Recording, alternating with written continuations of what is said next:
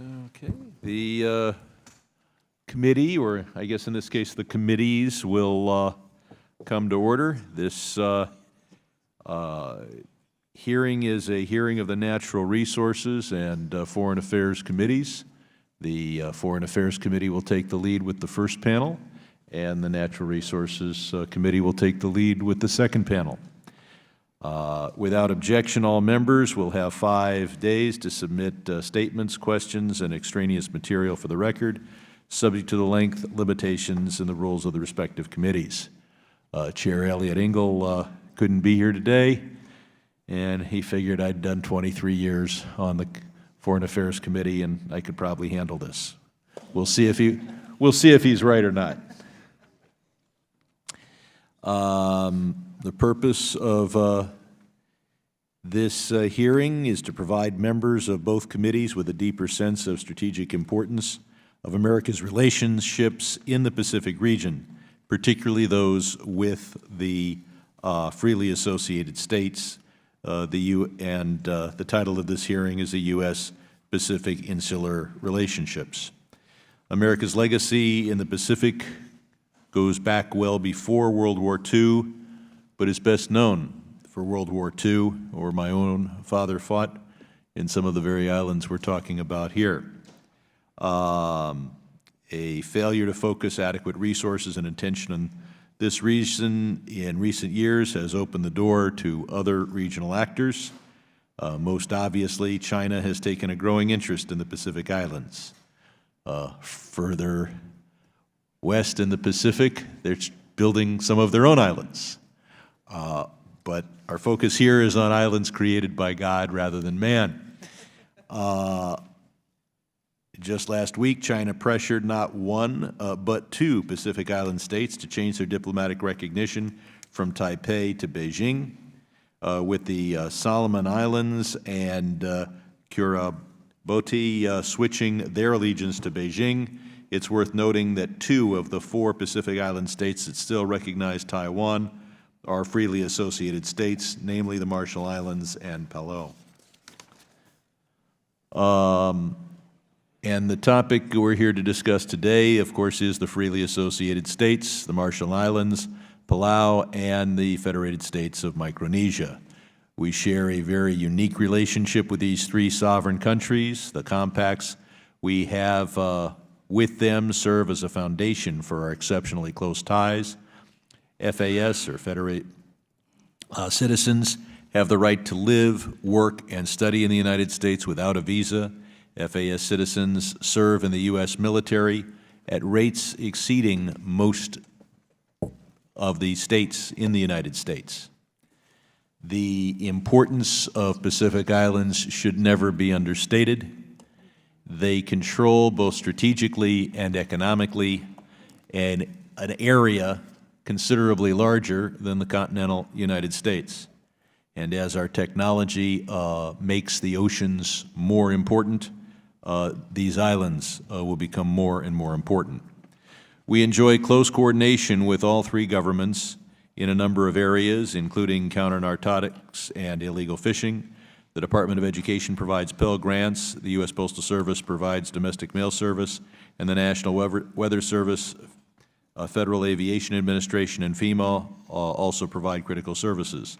They are among our closest diplomatic allies at the United Nations and provide the United States with unfettered military access to their land, waterways, and airspace. In turn, the United States is responsible for the defense and security of the freely associated states. Suffice to say that the compacts create bonds between the United States and these 3 countries that are closer than we enjoy with any other sovereign nation.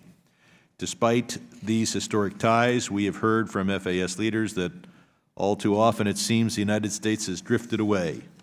Too often our policy seems to be on autopilot. A good example of this was congressional inaction on the last compact we signed with Palau. Although the compact was signed in 2010, Congress didn't get around to funding it until 2017.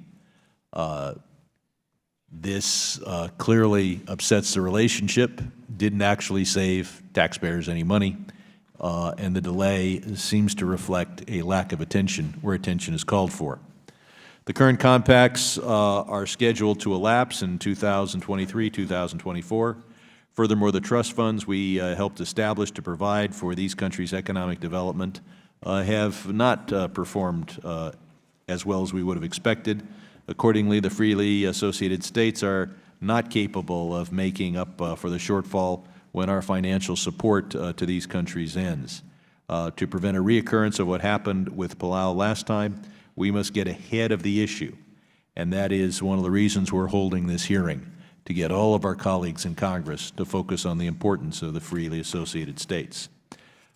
We are holding this hearing to solicit good ideas from this knowledgeable panel on how to strategically shape our engagement with the freely associated states and other partners in the region. The freely associated states should not have to choose between inattention from their long-term friends and the debt traps and other devices which would erode their sovereignty, which will no doubt be offered by China. We not only have the expertise of 2 panels of witnesses, we also have 3 Pacific Island delegates to the United States Congress participating in these hearings, people who live and represent the region and will also, through their questioning and comments, give us a substantial understanding of the area. I want to point out that we have created a Pacific Islands caucus co-chaired by Ed Case from Hawaii, myself, Ted Yoho, and Don Young, and this will also help focus the attention of Congress on this important region. With that, I'll recognize the acting ranking member from the Foreign Affairs Committee, Ms. Wagner, for her opening statement.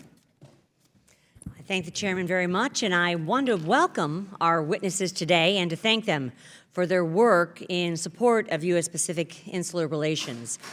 The ties between the United States and our partners in the Pacific are of immense strategic importance, and I'm glad that the House Committee on Foreign Affairs and Natural Resources have the opportunity to highlight this as we draw closer to the renegotiation of our compacts of free association with the Federated States of Micronesia, the Republic of the Marshall Islands, and Palau.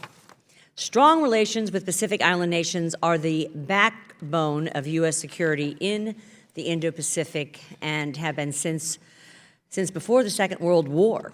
And for decades, Micronesia, the Marshall Islands, and Palau have played a central role in developing U.S. capabilities and extending our ability to protect sovereignty, rule of law, and freedom of navigation in the Indo-Pacific. Increasingly, the Pacific Islands are on the front lines of Sino-U.S. rivalry.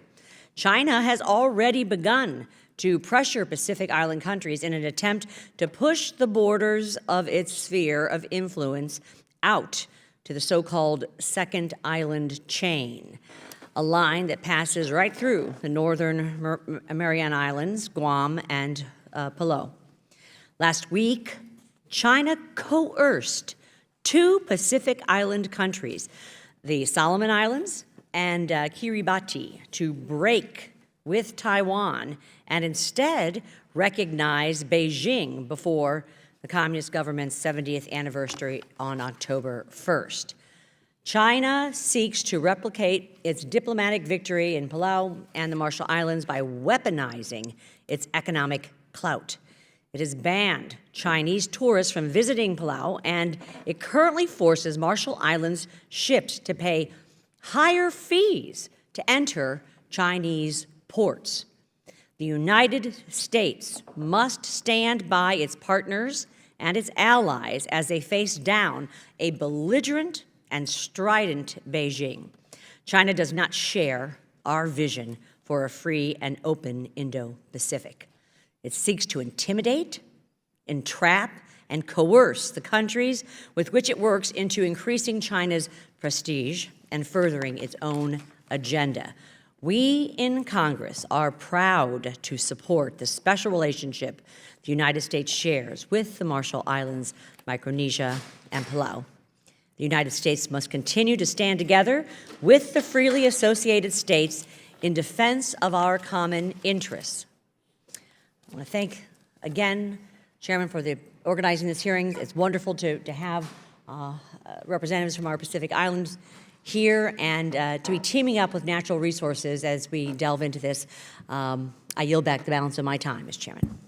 Thank you. It's my understanding that the gentleman from Arizona has asked that his opening statement time be used by my friend Kilili from the Northern Marianas Islands. The gentleman from the Northern Marianas Islands is recognized.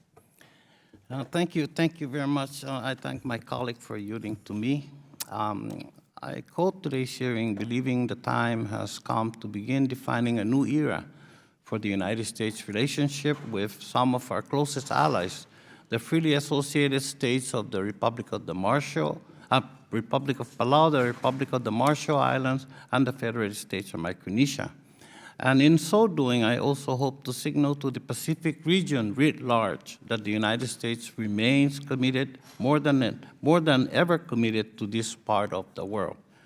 The United States political history with the freely associated states began at the end of World War II. The United Nations Security Council entrusted us to administer these former colonies on behalf of the international community. We were charged with fostering the development of their political institutions and promoting their economic, social, and educational advancement. Speaking as someone who grew up at this time in the Marianas, in Micronesia, in the trust territory of the Pacific Islands, which has also been entrusted to the U.S., little was done at first to fulfill these responsibilities. Only after the Cold War was in full swing did concern grow that a lack of commitment to political and economic development might jeopardize long-term U.S. security interests in the Pacific. And because of that concern, the U.S. significantly increased assistance. In fact, the U.S. built such a strong bond that Palau, the Marshall Islands, and the Federated States of Micronesia all chose to become freely associated, and the people of my home voted to make the Marianas Islands an actual part of the United States and chose to become United States citizens. Perhaps the United States forgot the lesson in the 1970s, because today we're facing a similar dilemma. Instead of combating Cold War concerns, however, today's challenges are coming from other Pacific powers who want a realignment of allegiances in their favor. And the U.S. neglect of our relationship with Palau and the Marshall Islands and the Federated States of Micronesia could well be encouraging these friends to turn elsewhere. In the more than 30 years since the Compacts of Free Association were entered with these three island nations, the United States has provided more than $4 billion in direct financial assistance. We have established 3 trust funds, the earning of which we had hoped would eventually substitute for this aid. Today's hearing will begin weighing this U.S. assistance to these friends against the growing influence of other powers in the region. So we must ask ourselves whether we're doing enough in return for the military and defense rights the freely associated states has given us, including the right of strategic denial to block or restrict military access by third countries. While the U.S. has hoped to see a certain level of economic growth through their targeted financial support, we must be honest, growth has not been what we had hoped. We may need to provide more aid, particularly in light of the GAO's 2018 report that the FSM and the Marshall's trust funds face risk and may not provide the self-sustaining disbursement in future years that were envisioned. While we are at the infancy stage of fulfilling the interagency's strong support for extending financial assistance, which we are told is vital to secure long-term U.S. strategic interests, we must avoid a repeat of the compact renewal with the Republic of Palau. That renewal was agreed between our 2 nations in 2010. I introduced legislation to approve it, but Congress did not take final action until 2018, much too long to keep a friendly neighbor waiting. I want to thank our administration witnesses and thank them for being here. Your presence underscores the importance of this issue to national security. I commend the administration for its willingness to secure and strengthen our nation's relationship with these allies who vote with us at the United Nations more than any other nations. And finally, I want to welcome my friends, Ambassador Zackios from the Republic of the Marshall Islands and Ambassador Susaia from the Federated States of Micronesia. Welcome. I look forward to hearing about your government's priorities for enhancing and moving the relationship with our two nations forward. And thank you, and Mr. Chairman, I yield my time back. Thank you. It's my understanding that acting as ranking member for the Natural Resources Committee is the resident commissioner from Puerto Rico, who is now recognized for a 5-minute opening statement, after which I'll recognize others in attendance who are interested in making a 1-minute opening statement. That doesn't mean you need to. Thank you, Mr. Chairman, and I appreciate it. I think this is a great opportunity to have a Foreign Affairs Committee and the Natural Resources Committee jointly doing a hearing about a very important issue for the United States security, but also for the interests of the United States in the region. As a member representing an island, I know how important it is to acknowledge all the situations in the past 50 years, as well as the status of the compact. In that regard, we'll be reviewing the United States relationship with and interest with the freely associated states, the Republic of the Marshall Islands, the Federated States of Micronesia, and the Republic of Palau. I welcome the ambassadors as well as the members from the government of the United States for this first panel. Our relationship with these 3 independent island nations dates back to the World War II, as the chairman just established, and is currently governed by compacts of free association that serve mutual interest. The freely associated states defer to the U.S. on decisions related to their external security and receive U.S. economic assistance and security guarantees. In return, our nation has access to their lands and waters for strategic purposes, and more importantly, we have the ability to deny other countries the same access for providing that kind of security. As Ms. Wagner just said a few minutes ago about the increasing interest of China in the region. In 2023 and 2024, the financial assistance authorization provided by the Compacts of Free State Association as amended and the Compact Review Agreement are set to expire. The financial assistance provided under these agreements has been essential to the 3 island nations. I therefore look forward to having this productive discussion on how this expiration could impact the daily life of the freely associated states.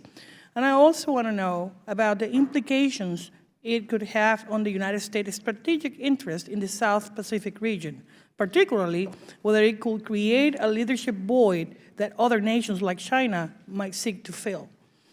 I want also to hear from our witness on policy options these committees can discuss and we can pursue to increase the freely associated states' economic self-reliance and ensure a brighter future for those countries. I want to thank both chairmen for calling today's hearing.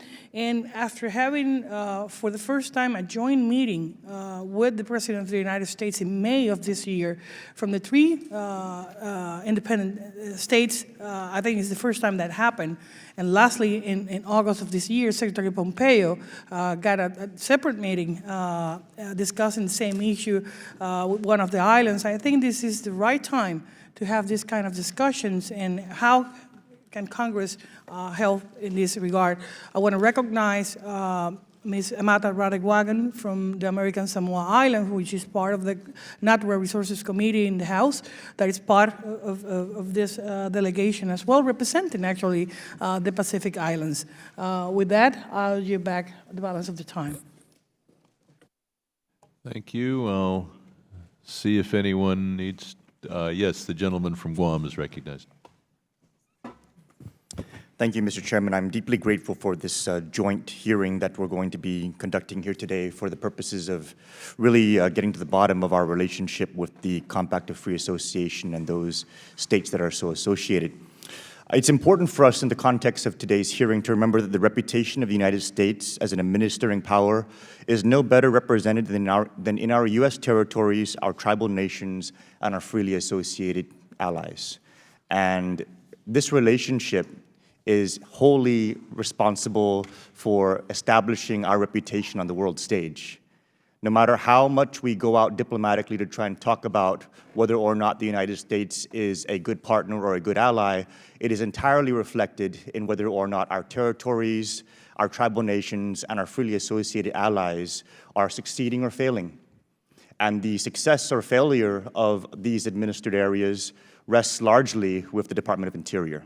And so, Mr. Chairman, I'm very grateful for this hearing so that we can discuss the success, particularly of our freely associated allies, and the administering responsibilities of the Department of Interior, because the soft power implications of our ability to get this right has direct relations to our hard power responsibilities in maintaining peace and security throughout the globe.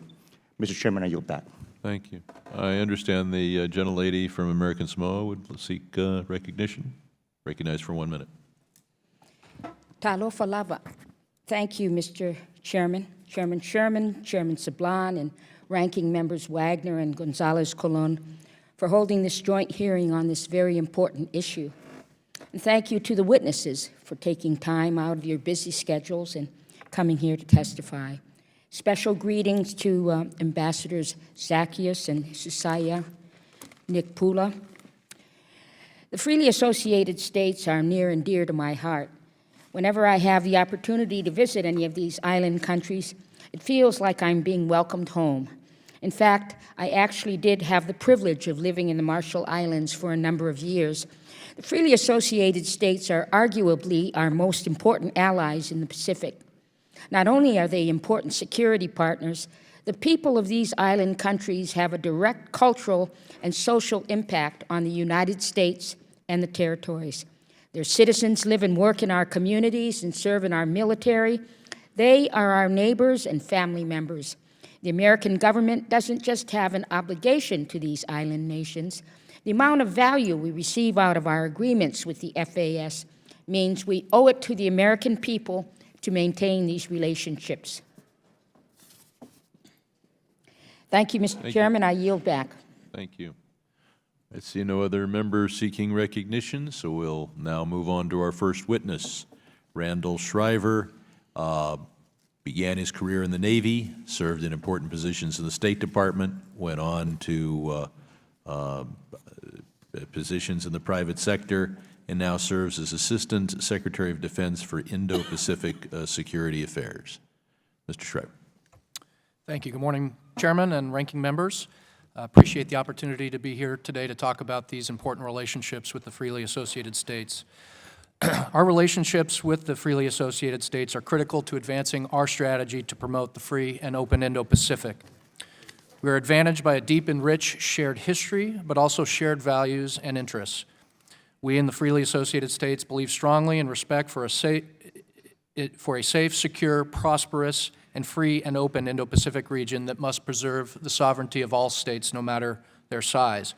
We stand together with these important allies and will sustain U.S. security guarantees to the freely associated states. The importance of these efforts is growing as we are increasingly confronted with a more assertive and confident China that is willing to accept friction in pursuit of its interests. There are, of course, other challenges that we work with our partners in the freely associated states in the Indo-Pacific, such as persistent and evolving threats from non-state actors, emerging threats across new domains such as cyber and space, and a range of transnational threats, such as natural disasters, illegal, unreported, and unregulated fishing, piracy, drug trafficking, and the impact of climate change. But our strong relations with the freely associated states, we have a particular concern by China's use of coercive tools to attempt to erode their sovereignty and induce them to behave in accordance with Chinese interests. As was mentioned, China has applied pressure to Taiwan's diplomatic partners, including Palau, with the banning of Chinese tourists and the economic coercion that the ranking member mentioned that led to a switch in diplomatic recognition on the part of two Pacific islands just last week. Our policy response at the Department of Defense is through implementation of the National Defense Strategy, in which the freely associated states feature prominently in its implementation. We seek to build a more lethal and resilient joint force where we prioritize investments in key technologies and key areas of modernization, and the freely associated states are partners with us on this effort. As an example, the Marshall Islands host the Reagan Ballistic Missile Defense test site, which provides tremendous opportunities for us in our modernization efforts. The site enables cutting-edge U.S. Army and Air Force space and missile defense research and is leading to advanced technologies such as hypersonic test programs and the development of advanced surveillance systems. Also related to the implementation of our national defense strategy, we seek to strengthen alliances and attract new partners. These networks are critical to our ability to protect the U.S. and enable our forward presence, but it also gives us partners who are more capable to defend themselves and contribute to regional security. Consistent with growing partnership capability and in line with the 2018 BOA Declaration, we aim to build capacity and resilience, particularly to address challenges such as maritime security. The freely associated states are also critical to our department's long-term strategy as they grant us access and they support us in international fora. All three countries also contribute to our mutual defense by their service in the U.S. Armed Forces, as was mentioned by the chairman and other members, at per capita rates higher than most U.S. states. And their citizens have paid the ultimate sacrifice with lives lost in combat in Iraq and Afghanistan. The freely associated states are also active contributors to the international pressure campaign on North Korea. We work with the Marshall Islands and Palau, for example, to prevent use of their ship registries to evade sanctions against North Korea. In Palau, the United States is working to provide radar equipment and technical support critical to improving maritime domain awareness, including air and surface awareness in the South and East China Seas. The radar will enhance our ability to compete with China in the region and will enable Palau to understand what's happening in its own sovereign territorial waters. To conclude, we are part of a whole-of-government engagement strategy in the Oceania region, and we're engaging in important ways. We've conducted an unprecedented number of DoD senior-level visits to the region in the last year and a half. We're also stepping up our work with like-minded allies and partners, such as Australia, New Zealand, France, and Japan, to protect the sovereignty and maritime rights of the Pacific Islands. Going forward, we also recognize that compact guarantees and obligations are critical in the context of competing effectively with China, as Beijing is actively targeting this region in an effort to expand its own influence. In this regard, the Department of Defense strongly supports our interagency efforts to extend the economic provisions of the compact to secure our long-term strategic interests in this vital region. Thank you again and look forward to your questions. Thank you. Ms. Sandra Oudkirk is a career diplomat. She's Deputy Assistant Secretary for Australia, New Zealand, and the Pacific Islands in the Bureau of East Asian and Pacific Affairs at the Department of State. You're recognized. Good morning, Chairman, ranking members, distinguished members of both committees. Thank you for the opportunity to appear before you today with my distinguished fellow panelists. As has been noted already, the Indo-Pacific is the most populous and economically dynamic region of the world. The U.S. interest in a free and open Indo-Pacific extends back to the earliest days of our republic. Our relationships with the Republic of the Marshall Islands, the Federated States of Micronesia, and the Republic of Palau, collectively referred to as the freely associated states, have, since World War II, contributed to a secure, stable, and prosperous Indo-Pacific region. Together, these three countries form a strategic bridge, stretching from Hawaii to the Philippines, a span equivalent to the breadth of the continental United States. As has been noted, we have full responsibility and authority for security and defense matters in or relating to these three countries. We can deny other countries' militaries access to these countries, and the three governments consult closely with us on their foreign policies. Importantly, the freely associated states hold strong to their core democratic values. This is the foundation that underpins our relationship and our cooperation. As Secretary Pompeo said during his August visit to Micronesia, these small islands are big strongholds of freedom. They are proven partners and friends. The Marshall Islands, the Federated States of Micronesia, and the Republic of Palau are historically among the United States' strongest supporters at the United Nations. The freely associated states stand with us to combat anti-Israel bias and stood with us on the Jerusalem vote. In addition, Palau and the Marshall Islands are two of the now 15 countries that maintain diplomatic ties with Taiwan. We work closely with the freely associated states on the full range of law enforcement issues. We train law enforcement personnel from all three countries. We conduct joint maritime law enforcement patrols, and we cooperate on law enforcement investigations. Eligible citizens of all three countries can and do travel without visas to live, work, and study in the United States.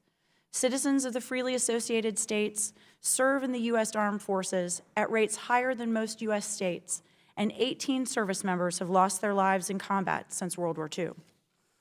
The United States must continue to deepen our engagement with the freely associated states, especially now, at a time of increased competition from China, Russia, and other countries who seek to exert greater influence in the Pacific region.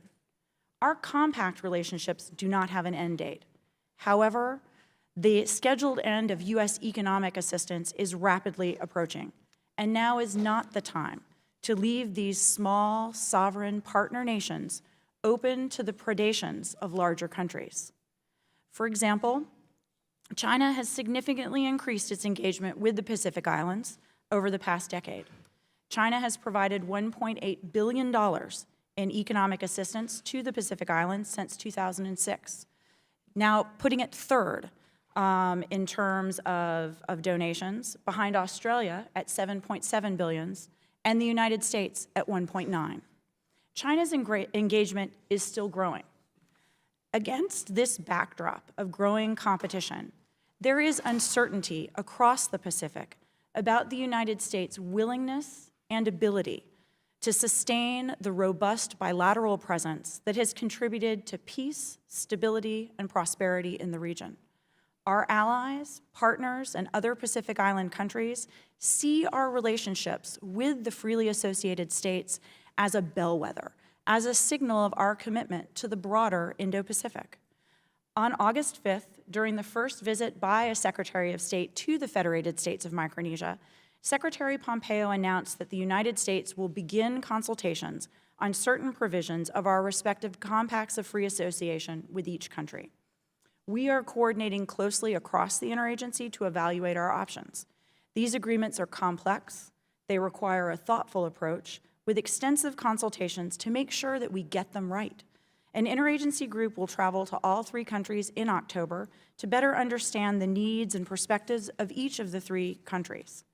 We are committed to working collaboratively with Congress to explore ways in which we might further strengthen our relationship with the freely associated states.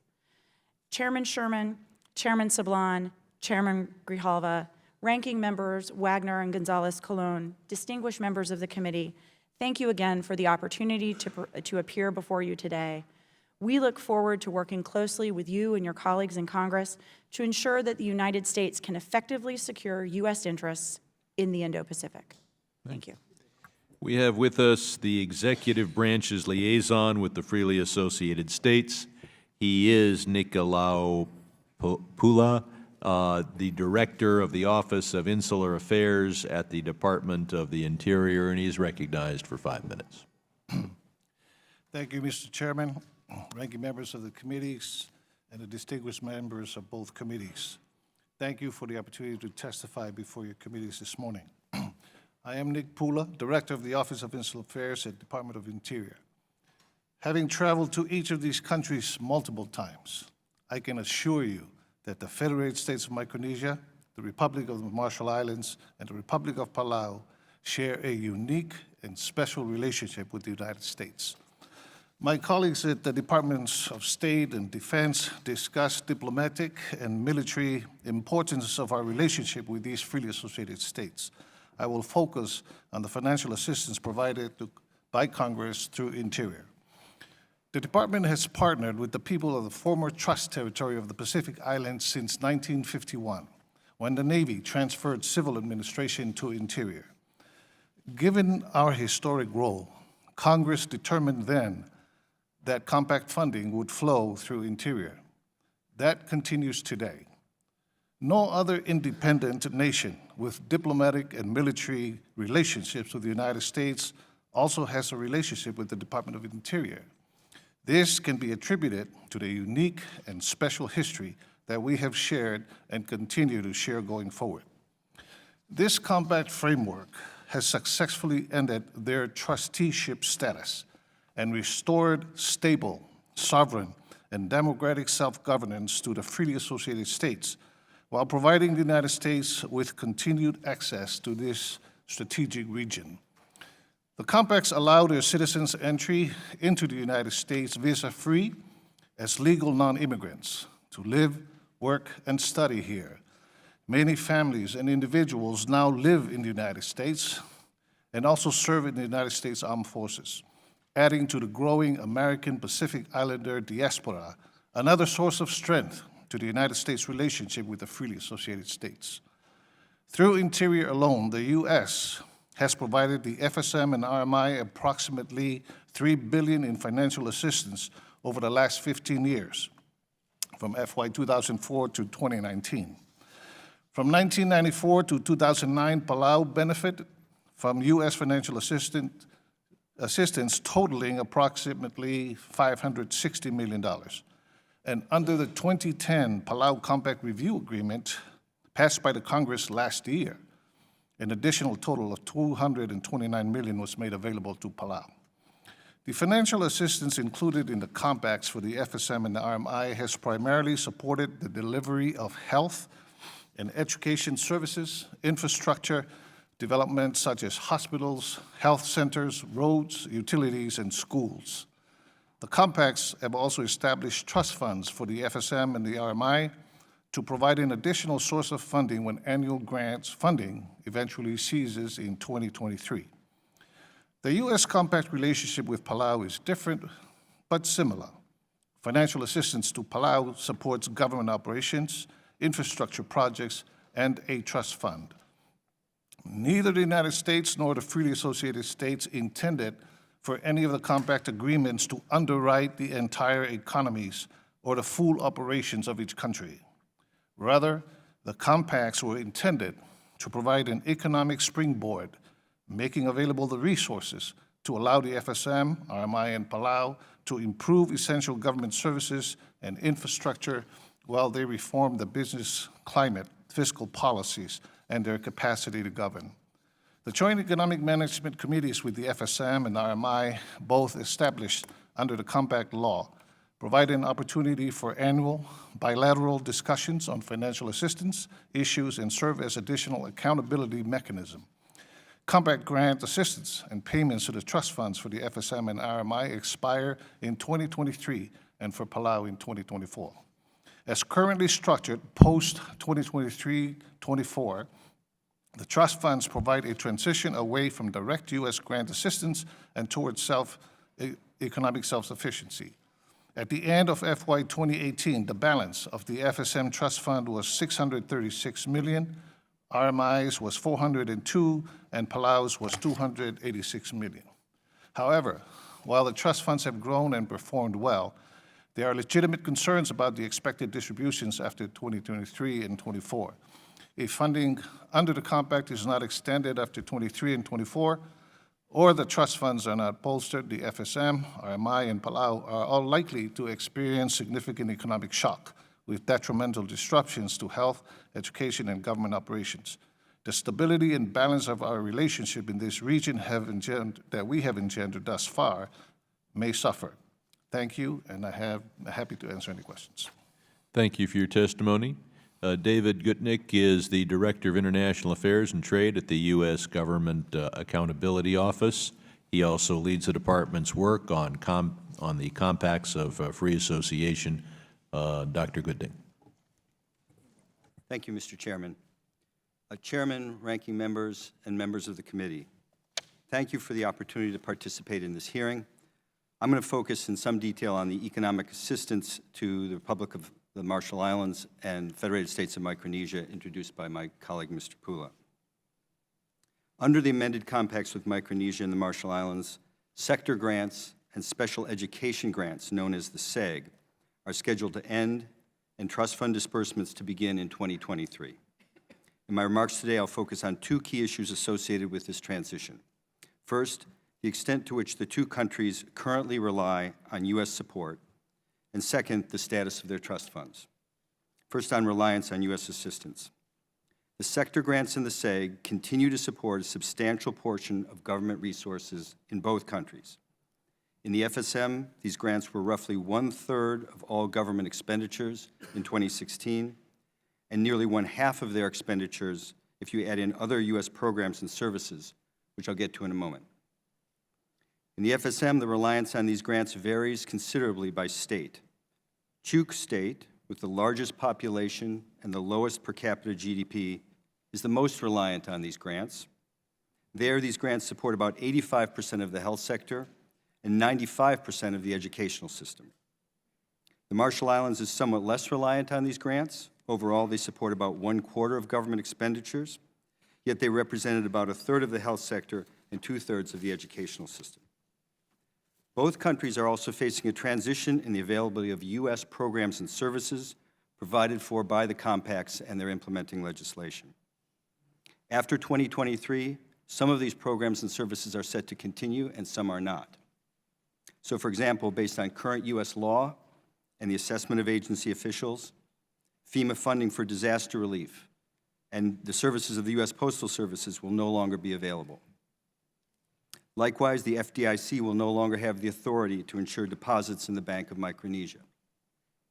Other programs and services, such as the FAA's civil aviation and USAID's disaster response, may continue under other authorities. And yet still other programs and services can continue without change. For example, eligibility for Pell Grants, special education grants, and numerous public health programs will continue. There's an addendum to my written statement which provides an analysis of the status of most U.S. programs after 2023, and I think it's a useful reference on this complex topic. Regarding the trust funds, at GAO we recently ran 10,000 simulations of the trust funds under a range of scenarios. We found that under their current structure, the trust funds are unlikely to consistently provide annual disbursements at the level of sector grants and may provide no disbursements at all in some years. These risks increase significantly over time. So, for example, in our analysis, the FSM faces a 40% likelihood of zero disbursements in 1 or more years in the first decade after 2023. It's a greater than 90% risk if you run that analysis out 40 years. For the RMI, the risks are somewhat lower.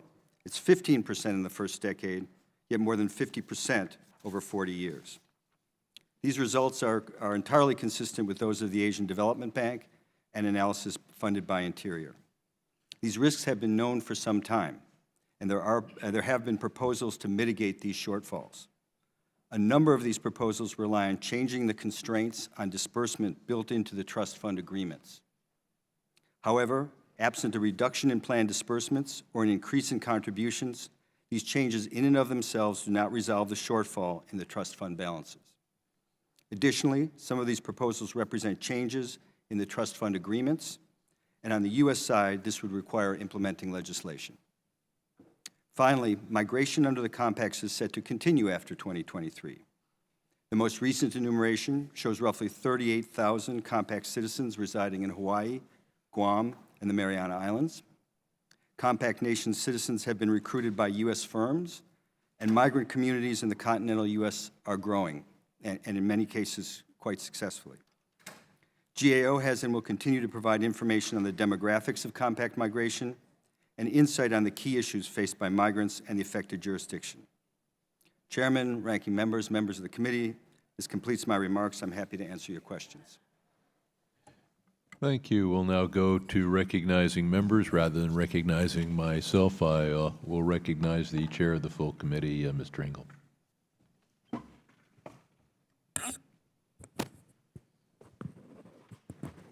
Well, thank you, Mr. Chairman.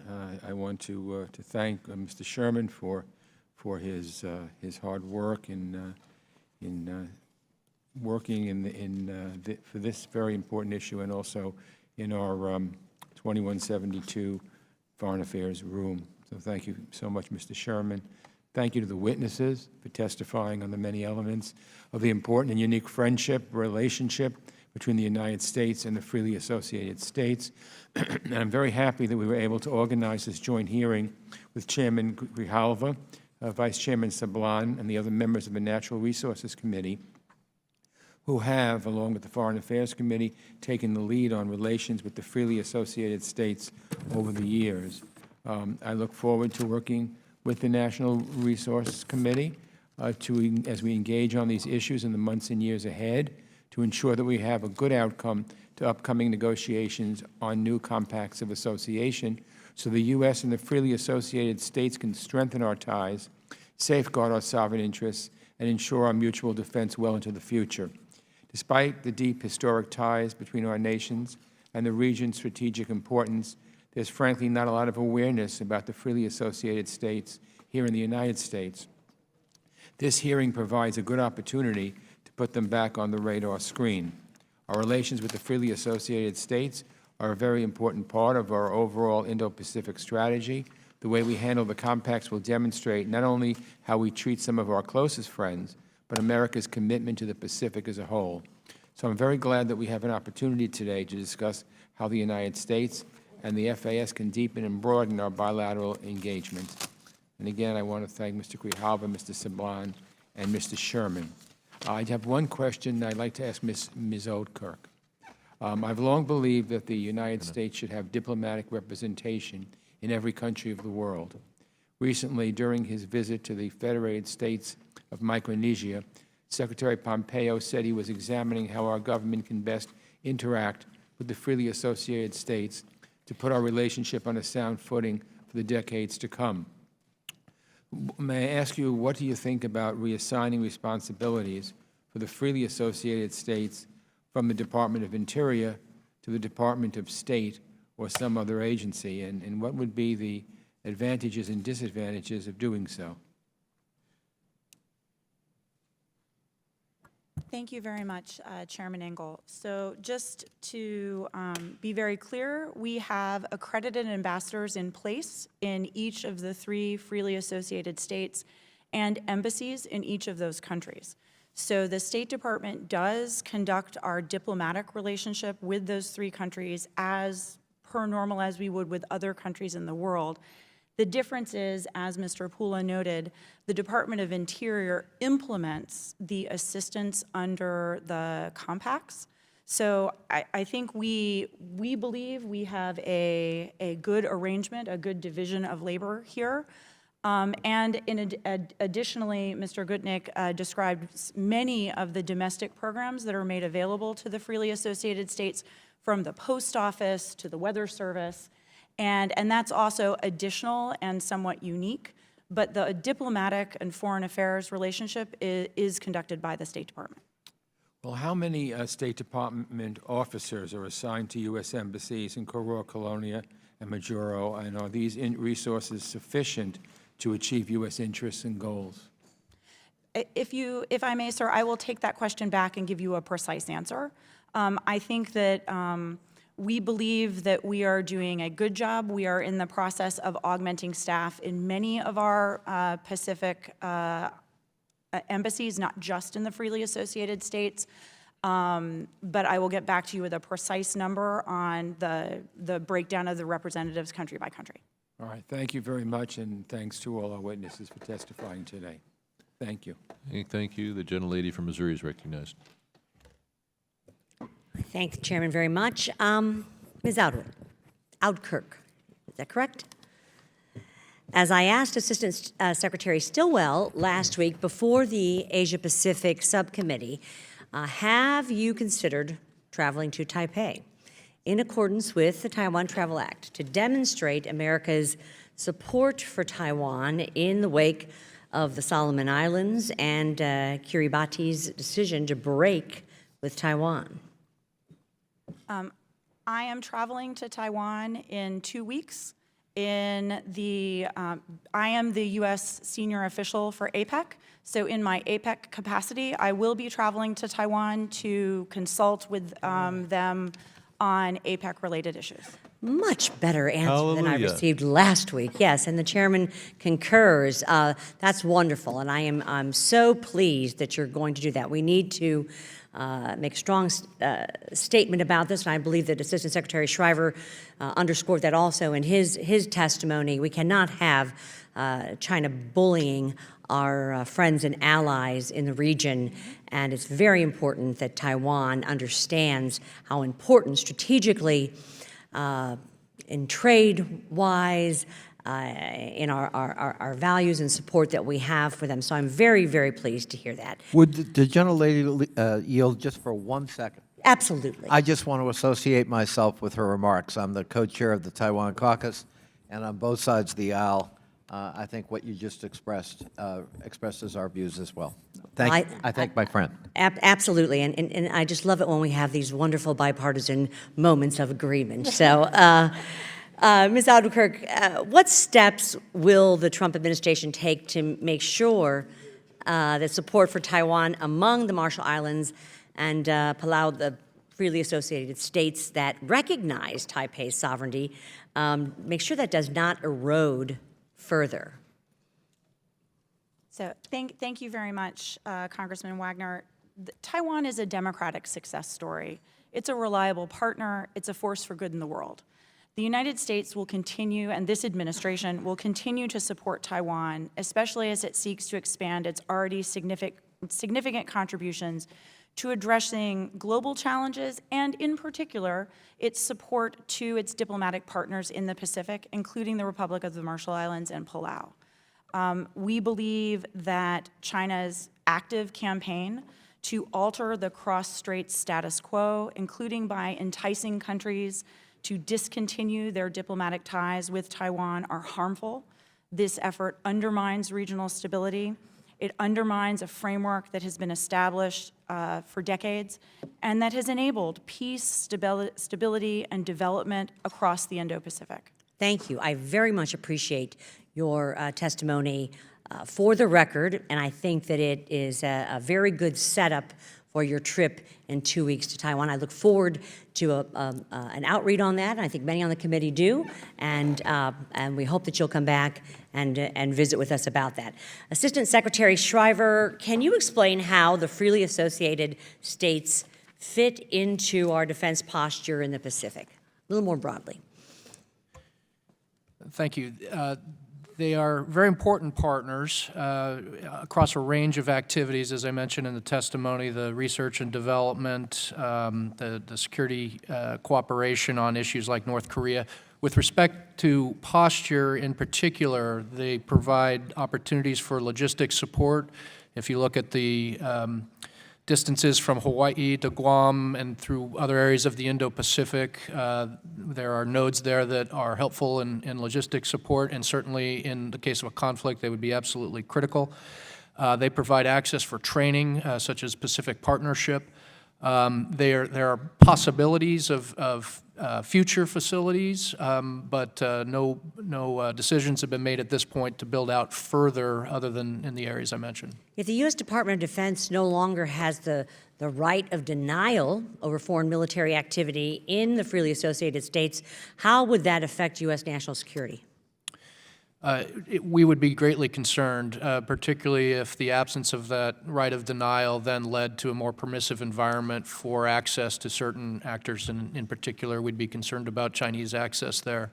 So we are grateful for that, and we think it's a mutually beneficial relationship. You may not have time to answer this, but let me just say that, Assistant Secretary Schriver, that China is clearly seeking to build military dual-use infrastructure throughout the Pacific Islands, such as piers that can accommodate Chinese Navy ships. What are China's dual-use infrastructure plans for the region, and what would these facilities mean for our defense?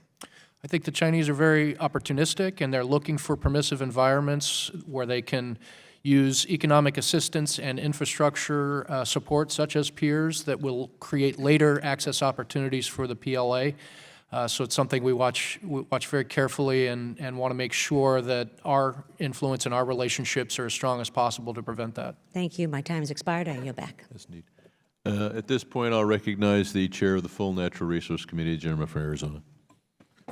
Thank you, Mr. Chairman, and thank you for the hearing and for the work of our respective staffs on both committees and for putting this together to the witnesses, of course. Dr. Gootnick, the situation with the trust fund and the predictions in terms of its viability going forward. Absent any real change, any readjustment, any renegotiation, the scenario you laid out, maybe you can repeat that part of it again? Sure. Well, the trust funds were established with the intent of preserving the corpus, the body of the trust fund. And that was the focus at the time they were set up. There are 3 separate accounts: the corpus, a disbursement account, and a rainy day fund, if you will. And rules that govern funds being shifted between those funds and funds that are available for disbursement. That's the constraint that in the short run may lead to years where there are 0 disbursements, or a number of years where the disbursements do not equal the value of the sector grants that end in 2023. Now, there was no specific provision that the trust funds would meet the value of the sector grants, but that is kind of a benchmark that a number of people have used. That's perhaps an expectation at some point that it would meet the benchmark, but it's not part of the agreement? The agreement does not explicitly and fully limit the distribution to the inflation-adjusted sector grants. Mr. Pula, if I may, we've heard primarily about national security in opening statements and in much of the testimony, and I don't disagree with that. There's an urgency there, and that urgency has to be dealt with. But since 1951, when Interior assumed the responsibility, and the Interior and the Resources Committee assumed the responsibility of that jurisdiction, we talk security has been part of the issue. But I want to get from you, there's a humanitarian side to this issue as well. I understand the national defense security thing. There's not an issue of argument or either or, but it's a both question. And the humanitarian concerns that we have in terms of the degrees of services and attention that we bring to the people of those of the FAS. So let's talk about that humanitarian side of this issue and the responsibility that this Congress and Interior has to make sure that that's part of the equation. And sometimes I hope we don't lose that part in the discussion about the need to backstop China and do all those other things that I don't disagree with at all. But there is a human side to this, and those are the people on that island and the migration attendant to that. If you would. Thank you, Mr. Chairman. You know, I've been doing this job for the Department of Interior for over 20 years. And I can tell you and the members of the committee that dealing with the freely associated states have been a special part of my personal work, and in terms of the department, in cooperation with the State Department, with the ambassadors that are in the 3 countries. It's been an experiment. More to the point. The investment that we are currently making to deal with all the issues and to strengthen the relationship, my perception is it's not enough, and so I'm asking. Well, let me say, Mr. Chairman, that the law, the compact or the current agreement provided funding that we work with. Now, if your question is that enough, my answer would be it depends on who you ask. And mostly, the way we deal with the Department of Interior working with the 3 freely associated states, as you may well recall, during the Cold War, when we came up in 2003, in the beginning of this amended compact, which ends in 2023, the agreement that we now have provided for some accountability. And the reason why I said that the first 15 years, funding was going to the countries, and Congress felt, well, you know, so what do we have to show for it? So in 2003, they the United States provided funding on 6 sectors. And so in those 6 sectors, we basically, the primary ones are health, education, infrastructure, and then the other minor ones. So the answer on the investment question I asked you is, it depends. Yes. Yield back. I think my time is up. Appreciate it. Thank you. Thank you. I'll now recognize the resident commissioner. Thank you, Mr. Chairman. My first question will be, Mr. Schriver, in your written testimony, you know that a concern with China's use of coercive tools to attempt to erode Pacific Island sovereignty and to induce them to behave in accordance with Chinese interests. What do you mean by that? In terms of the tools, what tools? We see economic coercion, the use of debt trap diplomacy. We see diplomatic and political pressure, the sense that China's large in the region, not going away, and you need to deal with us on our terms. So they have a range of ways of applying pressure, and it's increasingly difficult, particularly for smaller states, to stand up to that, which is why I think our partnership with the freely associated states and others is so important. And you also say that for those Pacific nations to behave in accordance with Chinese interests, what specifically does China want them to do? Well, there's tremendous pressure. Taking a loan? Ma'am, first of all, I would say there's tremendous pressure on the remaining diplomatic allies of Taiwan to switch diplomatic recognition. And we saw 2 countries last week make that sovereign choice to change, and there's pressure on Palau, pressure on the Marshall Islands. There's a range of other things that China may ultimately apply pressure. Their positions on the South China Sea, their positions in international fora. We see them apply pressure to their partner countries in those instances, and certainly the Pacific Islands could be susceptible to that as well. Does the United States currently have any plans to build any additional U.S. military facilities on those free associated states? We are, I think, in a process now of reviewing plans and reviewing posture. I think we're grateful for the opportunity to have these relationships that give us options, and as we look at the logistical needs, the access needs for contingency planning, we'll certainly be in consultation with our partner countries on those issues. Thank you, Mr. Pula. One of the main issues is you got a lot of experience in the Department of Interior in the renegotiation of the compacts and the renewal of one of them. Your experience, what will be the financial impact if funds are not continued beyond the 2023? Thank you for the question. As we look at the trust fund, the current compact agreement, the funding, the direct assistance that we provide now for the last 15 years until the end of 2023 will end, and then the trust funds will kick in. Just real short, if you look at the balance of the trust funds, they will not make the level of the current funding that goes to both the RMI and the FSM. Of course, that all depends on how the market does in the trust funds.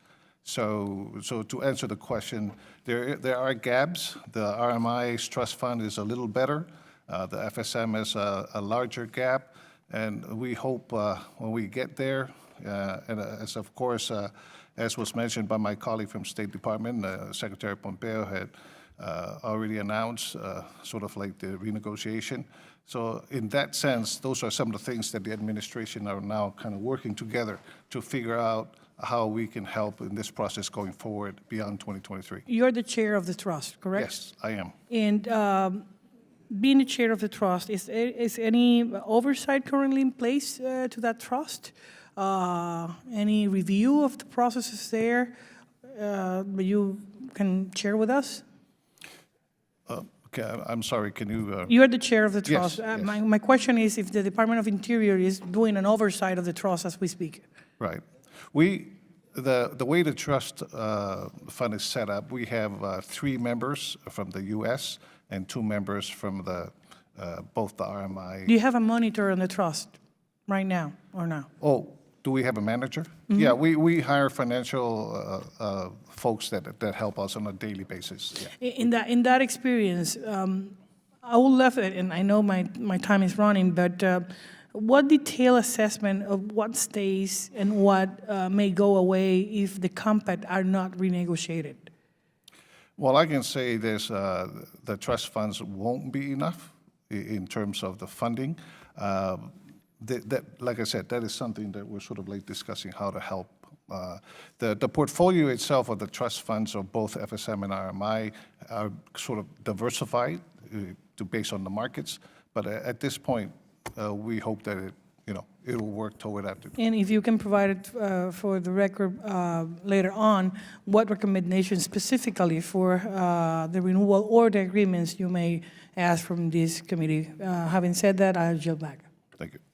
Thank you. Now recognize, gentlemen. Thank you. Thank you very much, Chairman. I'm going to have some questions that I would ask the witnesses to respond in writing. I don't have enough time, but let me start. Secretary Schriver, you testified before the Senate Energy and Resources Committee 2 months ago that the administration, quote, strongly supports extending compact financial assistance, end quote. But the source of funding was unanswered at that hearing. Today, you testify again that the administration strongly supports extending compact financial assistance to secure long-term U.S. strategic interests in the region. So in this intervening 2 months, sir, has the administration identified a source of funding? We don't have a final answer on that, but the work has continued, work with our OMB and our interagency colleagues to identify our proposal that we would bring to the Congress to accomplish that. Yeah, thank you. That's good because, we would not want to have a repeat of what happened with the Republic of Palau, where it took 7 years to get Congress to approve it. Secretary Oudkirk, I hope I got that right, Sandra. Thank you very much for the visit recently, also for the briefing for one of my meetings. But compact extensions must be enacted into law as we did with the Palau Compact in 2017 with Public Law 115-91. That implies getting congressional buy-in as the compacts are negotiated. Do you agree? Yes, sir.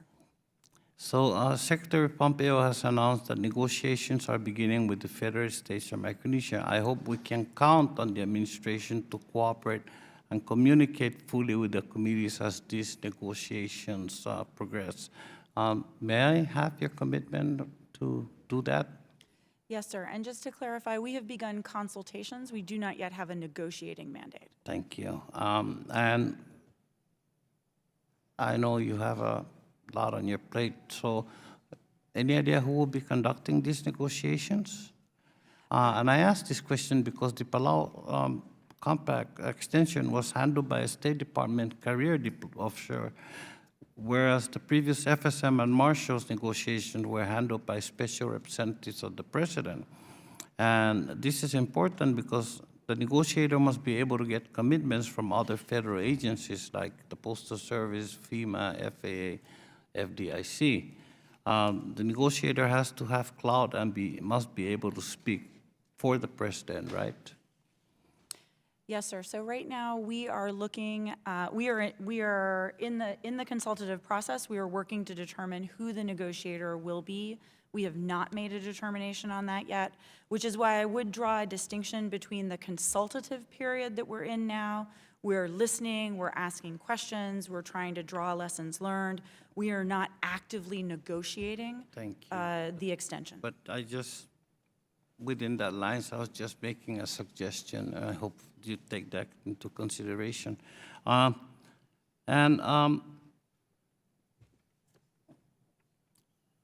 basic element of the 2003 compact was setting up self-sustaining trust funds to replace annual grants.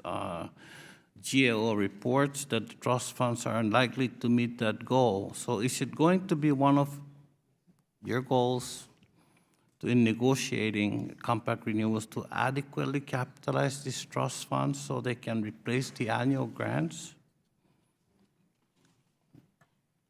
So, Mr. Congressman, just as we are hoping to consult with you and take your advice on how to best configure our negotiating team and what our goals and objectives should be in undertaking this step, which does have a long and far-reaching impact, we're also looking to gain lessons learned from our colleagues at GAO, from colleagues throughout the interagency, and our negotiating partners, the governments of the 3 freely associated states, the people living in those countries, to set objectives and then to negotiate towards a goal that provides the most benefits for the most reasonable cost. Yeah, so I don't doubt this because, both you and Secretary Schriver have said that you do understand that there are powers at work in the Pacific and that they will step in and offer economic support if the United States gives up the field. So, Secretary Oudkirk, how about the, my time is up, Mr. Chairman. Without objection, the gentleman will be granted another minute. Thank you. Very important issue for me, Secretary Oudkirk. Special education grant that replaced many federal education programs. That grant was not made a permanent appropriation and has never been full funded. What is your plan for making sure education gets reliable funding when this is when the renegotiation happens? And this is important because, as I always say about the Marianas, and it is true everywhere, education is the key to future prosperity and well-being for the individual and the society. So we have to make sure that education is funded. Would you agree with me on that? The State Department shares your concern and support for a well-educated population as a foundation for democracy, though I will defer on the specifics of the special education funding to my colleagues from either DOI or GAO, or we can take the question back. Right. That this should be also a plan in negotiating. Right now, schools in the freely associated states or in the Federated States of Micronesia are closed at noon because there's no school meals, and you cannot fully educate or students if you only half day in session. Thank you, and I yield back, Mr. Chairman. I will have questions for the record. Thank you. I'll now recognize the gentlelady from American Samoa, then I'll recognize myself for questions. Thank you, Mr. Chairman. So this question is for the panel. The administration of the FSM and RMI trusts has been cumbersome and unnecessarily contentious with joint U.S. Insular Management Committees provided for in 2003. The 2010 Palau Compact extension is more efficient, but not less effective with insular ownership and management within U.S. guidelines. Is there any reason not to replicate the Palau model in laws regarding the FSM and RMI? Secretary Schriver. With your permission, I'll defer to my colleagues who have more direct responsibilities for those matters. All right, I'll take it. The Palau model is a sinking fund, their trust fund. So it basically kind of ends. The RMI and the FSM model that kicks in after 2023 is hopeful. And I want to emphasize and underline that to be a perpetuity kind of fund. As a matter of fact, I have heard, of course, I could never confirm that Palau is kind of interested in looking at the models of FSM and RMI in that extent. So right now, the way that the trust funds for the FSM and RMI is set up, once the funding is kicked up, we still, the committees, both trust fund committees in both countries still have to make some decision based on the current law. And some of the changes, I think that the countries would like to do in order to help moving forward after 2023 is part of some of the discussions that we're going to be having with the countries as we move forward. Secretary Schriver, the RMI is home to the Ronald Reagan Ballistic Missile Defense Test Site on Kwajalein Atoll. When Army General Martin Dempsey, former chairman of the Joint Chiefs of Staff, visited the area, he called Kwajalein the world's premier range and test site for intercontinental ballistic missiles and space operations support, and noted that, quote, "There are a lot of things we do here because of where we're located that we can't do anywhere else in the world." Could you please describe the importance of Kwajalein to the United States? It's critically important, and I would certainly associate myself with General Dempsey's comment. It has the unique features of that access, but also its geographic location, which does make it ideal for the ballistic missile defense testing if you want to simulate trajectories and where our interceptors would be fired from. It's absolutely ideal.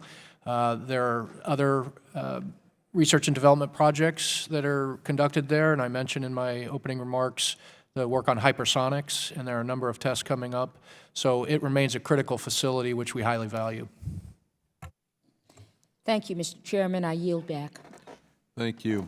Mr. Assistant Secretary, as Ms. Oudkirk testified, we have the right to exclude military action from other states, but they can just call it space or call it something else and say it's not military. China had its space tracking station looking at our missile tests. Do we anticipate China trying to reestablish such a space tracking station, and should we be concerned?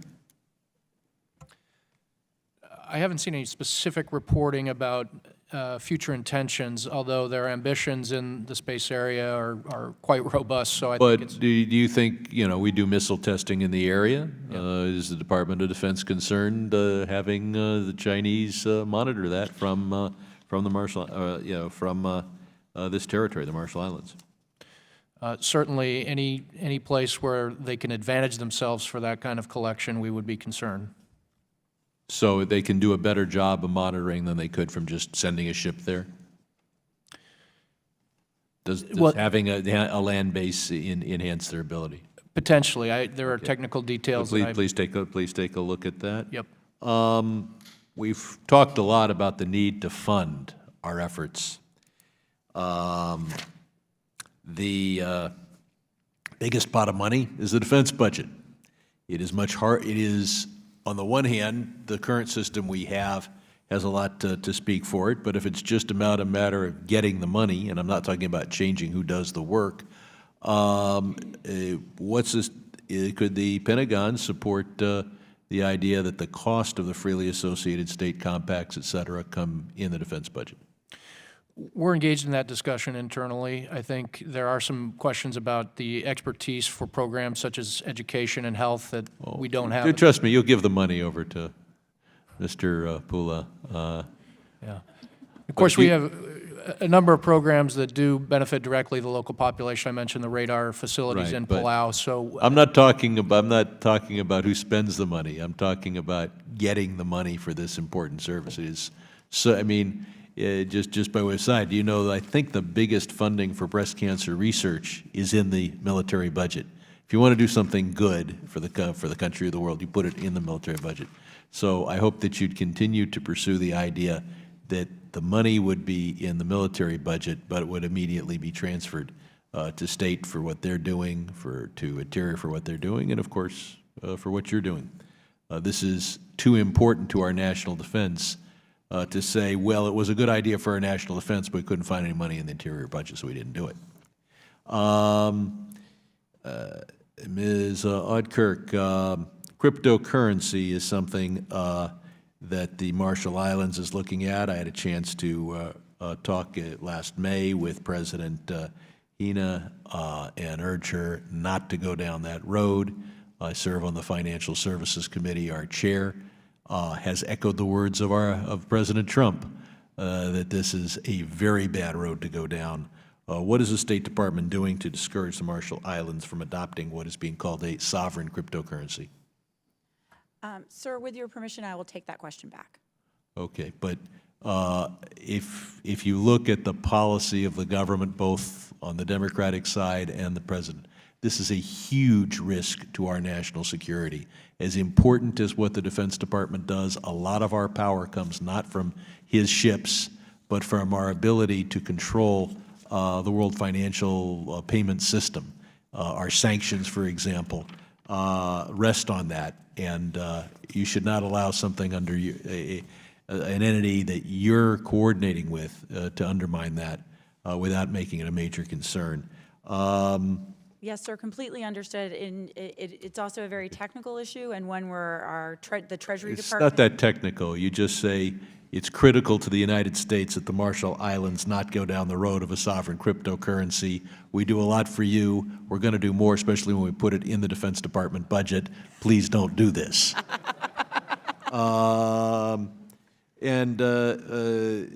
Finally,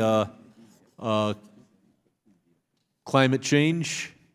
Are we addressing climate change, and what risk does this pose to the FASS? Sir, I had the honor of accompanying Secretary Bernhardt to the Pacific Island Forum in Tuvalu last month.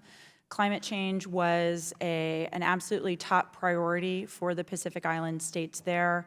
Secretary Bernhardt was very eloquent in describing all of the work, the U.S. approach to the climate issue, and all of the work that the United States does from NOAA, the Coast Guard, FEMA, and others to deal with the issues of resilience and adaptability.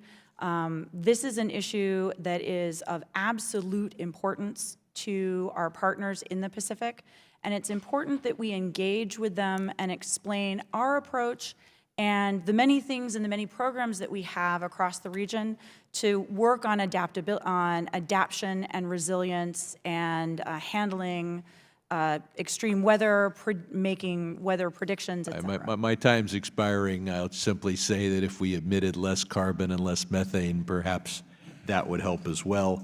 And I'll ask you to respond for the record about Chinese efforts to influence the internal politics of the freely associated states.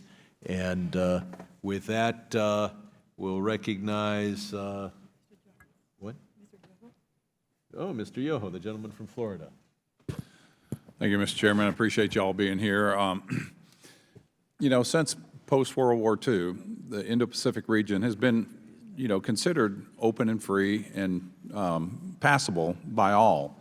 Not until recently have we seen this aggression from China. And it's disturbing to see how aggressively they are. And then through their coercion and intimidation, we see what they're doing with other countries, offering a pot of money with hooks to it, the predatory lending, reminiscent of our robber barons of the 1800s. And what people need to understand, and I think this administration has shown a strong commitment to the Indo-Pacific strategy, with the freedom of navigation that we've done that were postponed and not performed in previous administrations. And is that signal getting out? Are people seeing a difference and they're feeling a little bit more confident? Ms. Schriver?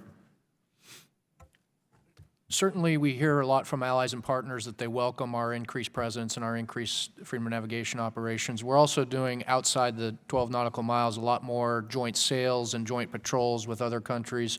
So again, we get a demand signal and we get statements of appreciation from partners and allies, so I think it is.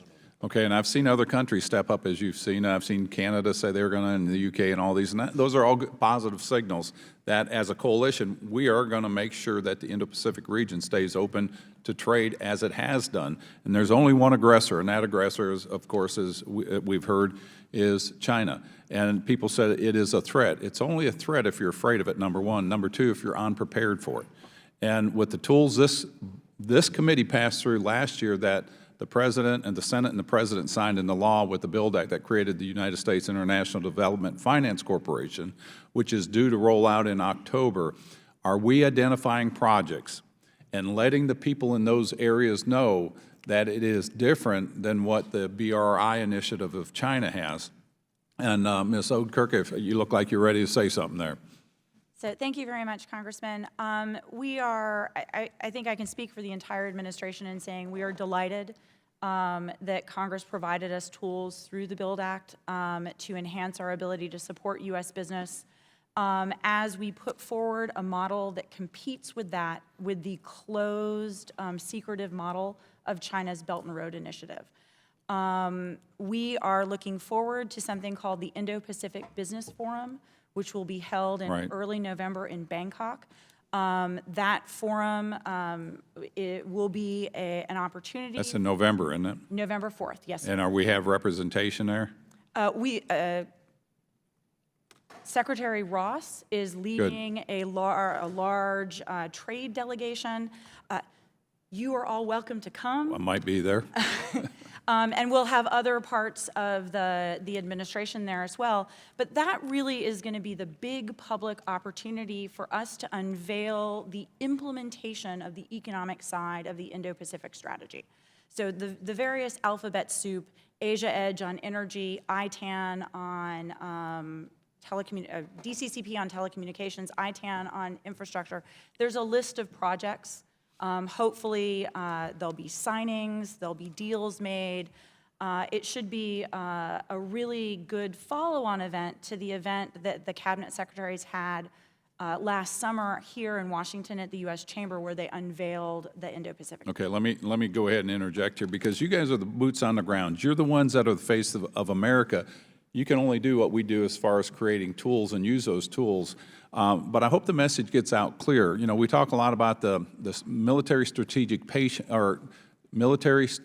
importance of that area, which it is. It is vital, but more so for an open and free trade area. And then the emphasis needs to really be put on the people of those areas, because that's really the resources that are so important. Yes, it's important militarily and strategically, but it's important for the people of those areas. And that's where we should put our emphasis.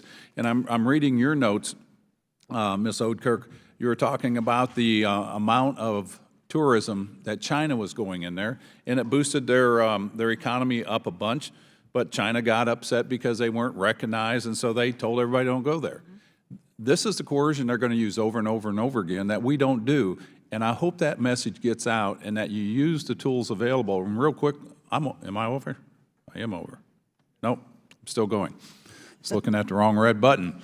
One of the other things I wanted to ask you about, and I think this is for you, Mr. Pula, thank you. You were talking about the different trusts, FSM and RMI. Is the other ones, are those sovereign wealth funds? If not, can they be converted to those? And if so, what would you need to, is that something we need to do? Can they be, can we create a vehicle like that? I would sure like to look at that. And then, Ms. Oudkirk, you were talking about there's 3 ambassadors to that area that have those areas have full diplomatic recognition. Others are by the Interior Department, correct? Is there a way that we could strengthen that and have them to have full diplomatic recognition? And you can submit your answer to the record because I'm out of time. I'll just comment that the United States also, like China, does use our economic power that I hope is not undermined by Marshall Islands sovereign cryptocurrency. Gentleman who has been here from the very beginning, further from me geographically in this room and from the area, but he's been here from the beginning, the gentleman from California. Thank you, Mr. Chairman. Yeah, I agree with a lot of what my colleague from Florida just talked about. And I think the issue of maritime sovereignty, maritime strength, the issue of Taiwan having visited multiple times is absolutely bipartisan and reflects the values of the United States in terms of freedom of democracy, freedom of choice, free markets. Obviously, I think many of us on this committee have been very concerned with China's overreach and lack of respect for that maritime sovereignty and rule of law. And certainly was critical of the Obama administration in their lateness in acting on the South China Sea. But I also applauded their decision to start the freedom of navigation operations as well. Assistant Secretary Schriver, under your leadership, the U.S. has increased the pace of those operations But at this juncture, what I think many of us feared was China establishing that foothold in the South China Sea and gaining some confidence in that. As they start to think about the second island chain and so forth, how do you think this changes the calculus from the Chinese perspective, given where they were with the first? I suspect they're evaluating our response, our actions, and those of other partners based on what they did with the build-out of the outposts in the South China Sea, the deployment of military systems, and now seeing how countries are reacting to that. First and foremost, the United States. We have increased freedom of navigation. We have more joint patrols, joint sails with other countries. We're increasing our capacity building. Another program we have to help assist countries in maritime Southeast Asia is the Maritime Security Initiative, where we help with their ability to sense and see and contribute to maritime security. So I hope what they see is a response that is really counterproductive to what China's ultimate aims are. They'd be far better off pursuing their interests through peaceful means and allowing that area to remain free and open and not try to change the qualitative nature of it, because we're open to having a free and open Indo-Pacific that benefits all, including China. But if one country tries to change international law, then we'll get a strong response. Well, thank you for that update. Certainly there's a lot of support, and I think, I can't speak for every member of this committee or this body, but I think most of us, if I listen to the comments, fully support that increased presence and sending that signal to China that they can have a prosperous future as well, but you've got to have the rule of law and the rule of the open seas. Either Assistant Secretary Schriver or Ms. Oudkirk could answer this next question. We have a close relationship with other nations who play a major role in supporting the freely associated states. Australia and New Zealand are part of our Five Eyes, our closest relations, but Japan also has a relationship. And I'd just be curious if you could give us an update on how Australia, New Zealand, Japan are also supporting the freely associated states. So I will take the non-military aspects of that. So we work very closely with development partners, and I would say Australia, New Zealand, Japan, India increasingly has shown an interest, and Taiwan for its diplomatic partners. And we work to ensure that our assistance programs, whether they are on the soft side, training programs, or on the more delivery of assistance, are coordinated, that they don't duplicate, that they don't create gaps.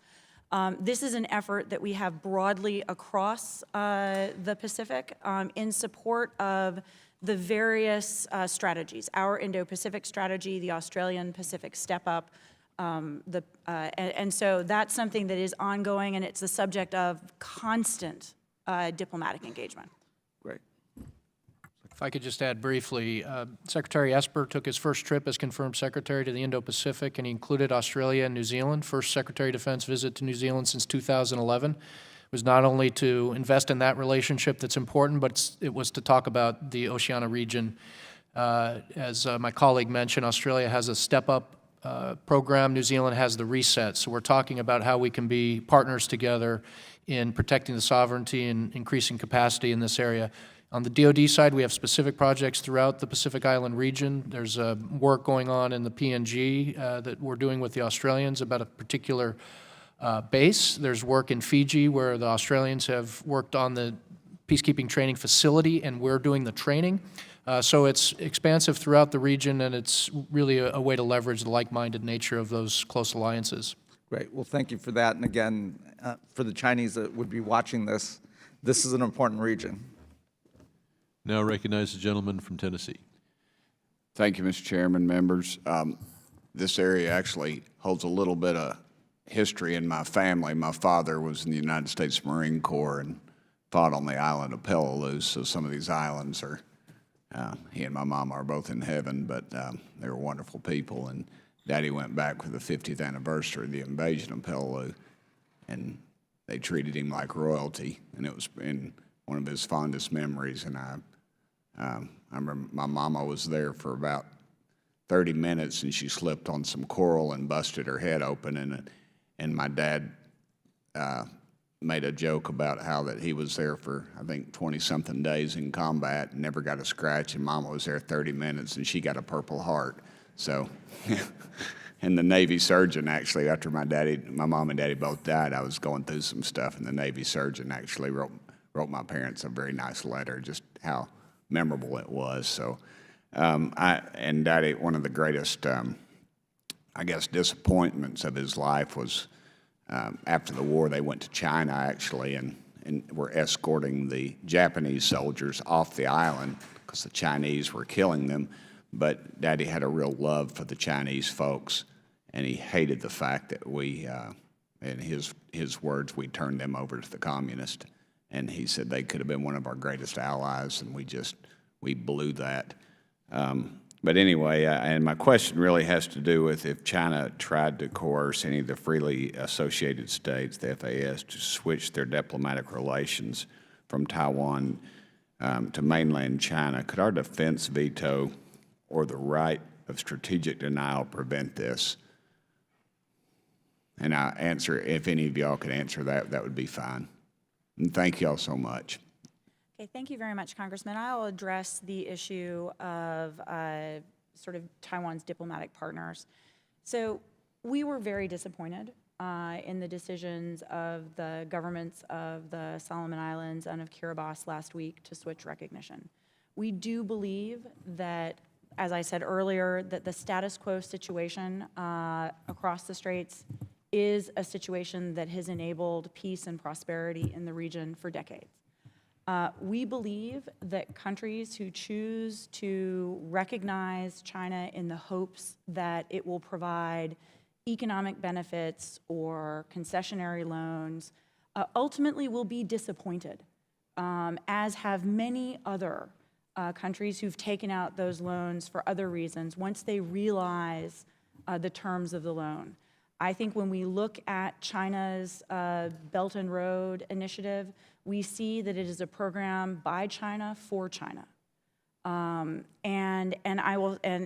kind of to answer a little bit of the question that I got earlier, the wonderful thing about U.S. deals and U.S. investment around the world is that that investment is led by U.S. companies. It is made on commercial terms.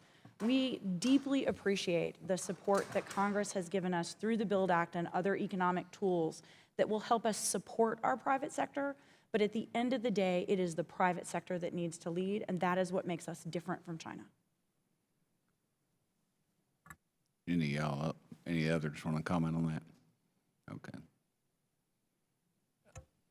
Certainly agree that we're disappointed by the decision that those countries made. I think we underscore the unique aspects of our defense relationship with the freely associated states, so that there might be even additional costs if they were to make a similar choice, but they're certainly under pressure. And so one of the reasons we at the Defense Department talk about the economic aspects of our compact, seemingly an economic issue, not a defense issue, is that it's really the comprehensive relationship that keeps them, I think, more aligned with us on a range of things, to include the security challenges associated with China. Well, thank y'all very much, and I hope that we can, a lot of lives were lost to secure that security, and although it's mainly on the History Channel now, it lives in me, and you know, my daddy never, as I stated, he never got a scratch hardly. His were all internal. As a little boy, I can remember, even till the day he died, when I wake him up, I would never go over the top of him. I'd grab him by his toe, because I really didn't know where he was when he woke up. And he was an incredible human being. And so thank y'all so much for what you do. Thank you. I'd point out to the committee that I'm working on legislation to try to identify China debt trap debt instruments and encourage countries to simply not repay without hurting their international credit rating. With that, I'll recognize the gentlelady from Pennsylvania who's been here the longest in this room, if not the longest in Congress, No, not so long. for 5 minutes. Thank you. I appreciate it. And it's nice to see you again, Assistant Secretary Schriver. My first question is for you and Mr. Pula as well. We talked a little bit about climate change, and I was wondering if you might, or anybody, comment on the implications possibly on the migration of people and whether or not that has any implications to national security and also to trade as well. I'm particularly interested in if people are leaving, what sort of void does that leave behind in terms of national security and also trade? Thank you. We at the Department of Defense have cited climate change as and the impact as having a national security impact, and that's true in the region of the Pacific Islands and the freely associated states. Most of our efforts are on shoring up the resiliency of our facilities there, like the facility we spoke about at Kwajalein. The issues associated with migration in the freely associated states are unique because of their ability to travel to the United States. But potentially, migration could leave both access opportunities for adversaries, and it could lead to other humanitarian situations where Department of Defense has a supporting role. So it is something, again, we've reported on and been very public about our concerns, and we do have a role in responding to that. Mr. Pula. Thank you for the question. On the climate change, I had the privilege to accompany Secretary Zinke last year to the Pacific Island Forum in Nauru. And as we all know, the small island nations in the Pacifics are very big in the climate change issue. I recall correctly Secretary Zinke's point to the reporters when the questions of climate change was asked, where he said the United States has been doing its part in terms of lowering, working on the climate change. They might want to ask those questions to China and other countries. So I think with this administration, they've been working hard on resiliency and all that as we engage also with the folks in the freely associated states, as well as our other friends in the Pacific Islands countries. With the migration part, again, just yesterday on my way back from Honolulu, I sat next to a 3-year-old and mother on the plane from Chuk. We were coming to Nevada. I was talking to the mother, and they said, I was surprised. They said, well, they're on their way to Denver to visit some families. I guess the point I'm trying to make is with folks from the freely associated states traveling to the United States, some of whom live here, some of them go back in the migration, but connecting with the climate change issue, I think with the Marshall Islands, and the president of the Marshall Islands have spoken at the UN and other areas because of the low-lying atolls. These are issues that the administration are aware of, and we've been dealing with as much as we can, and as we speak to our friends and colleagues from FAS. And some of the legislation that I helped put forward actually has to do with asking our State Department to be more involved in helping other nations to meet their Paris Climate Accord agreements as well. And so it's critical, this issue of climate change, and I do believe it has implications to national security in that particular area of the world. I only have a minute left, but I was wondering, I know Mr. Pritchett talked a little bit about the issues of Belton Road. You all talked about that as well. Can you specifically speak to Vanuatu and Samoa in terms of the concern, if any, that you have in terms of China coming in for developing a port, and whether or not we are doing the right things and enough things to invest in that area? I only have about a minute left.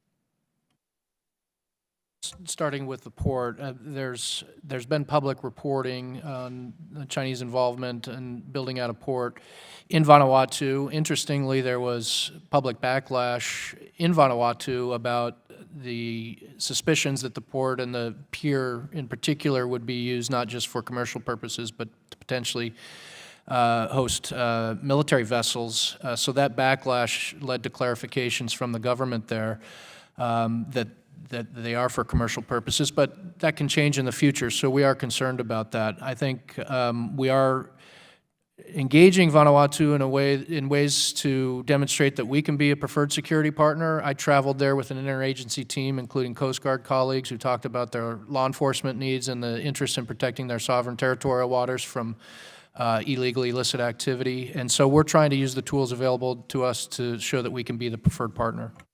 Thank you. I've run out of time. I yield back.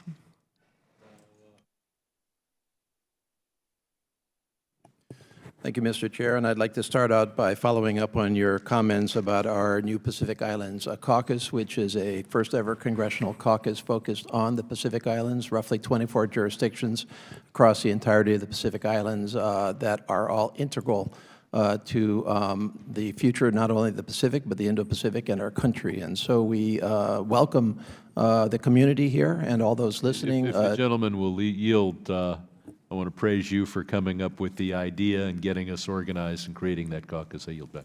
Well, thank you very much. The members on the dais, most of us are members, and all of us are very interested in this. So we welcome your suggestions on how to fully engage on these subjects with Congress. This is to the three members of the administration here. We've got three separate departments here. I support the compacts. I support our relationship on a number of levels, whether you want to talk about trust responsibilities that go back generations to shared support of friends with shared values to our military aspects of mutual defense. However, the impact of the compacts thus far on specific jurisdictions in our country are not acceptable anymore.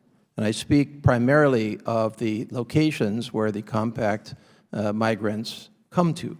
These are Guam, these are Sinamai to some extent, certainly Hawaii, and not just restricted to those. For example, Arkansas has a large compact population. And there is virtually no compensation to us for the price of welcoming those migrants to our jurisdictions. We welcome them. We have an incredibly strong and growing community of compact country migrants in Hawaii, maybe 20,000, somewhere in that range when you count those that have become American citizens. However, the cost to Hawaii is probably somewhere around $300 million plus today. That's a state expense, a state expense. The GAO is studying this right now, correct? You are engaged in a study commission by the Senate, which I strongly support, to actually update the calculations, which at FY15 were roughly $148 million for Hawaii in the areas of health and education, but also other areas. Now, we just cannot accept that anymore because I suspect that cost is going to accelerate because we are going to have an increasing number of migrants from the compact countries if the compacts continue, as I hope they do. And the cost per person is probably going to accelerate too. So the attitude and the response, and I was here in Congress the last time the compact came to Congress for approval. And I regret that we didn't make more of an issue of it at the time. At the time, we sought to double the compact impact aid paid from, I think it was $15 million to $30 million, which was nothing. Now, we view our obligation as accepting the compact migrants. However, the attitude of the administration was, we will negotiate the compacts, and the actual impact on the rest of the country and specific jurisdictions like Hawaii is not our business. We're just going to negotiate the compacts. And I'm saying it is your business. I'm asking you to acknowledge that this is your business, and I hope that you will strongly, as you get into these negotiations, for all of the jurisdictions that bear a disproportionate result from the migrants, that you will make that your business and not just say, well, Congress, we negotiated these here are the compacts for approval, and by the way, it's up to you to determine how to fund the compact impact. So it's not going to be okay with me, I can tell you that, and I think that's probably true of other members that represent these jurisdictions. So I don't need a response from you, but I'm just telling you, this is your business. I hope you will deal with it.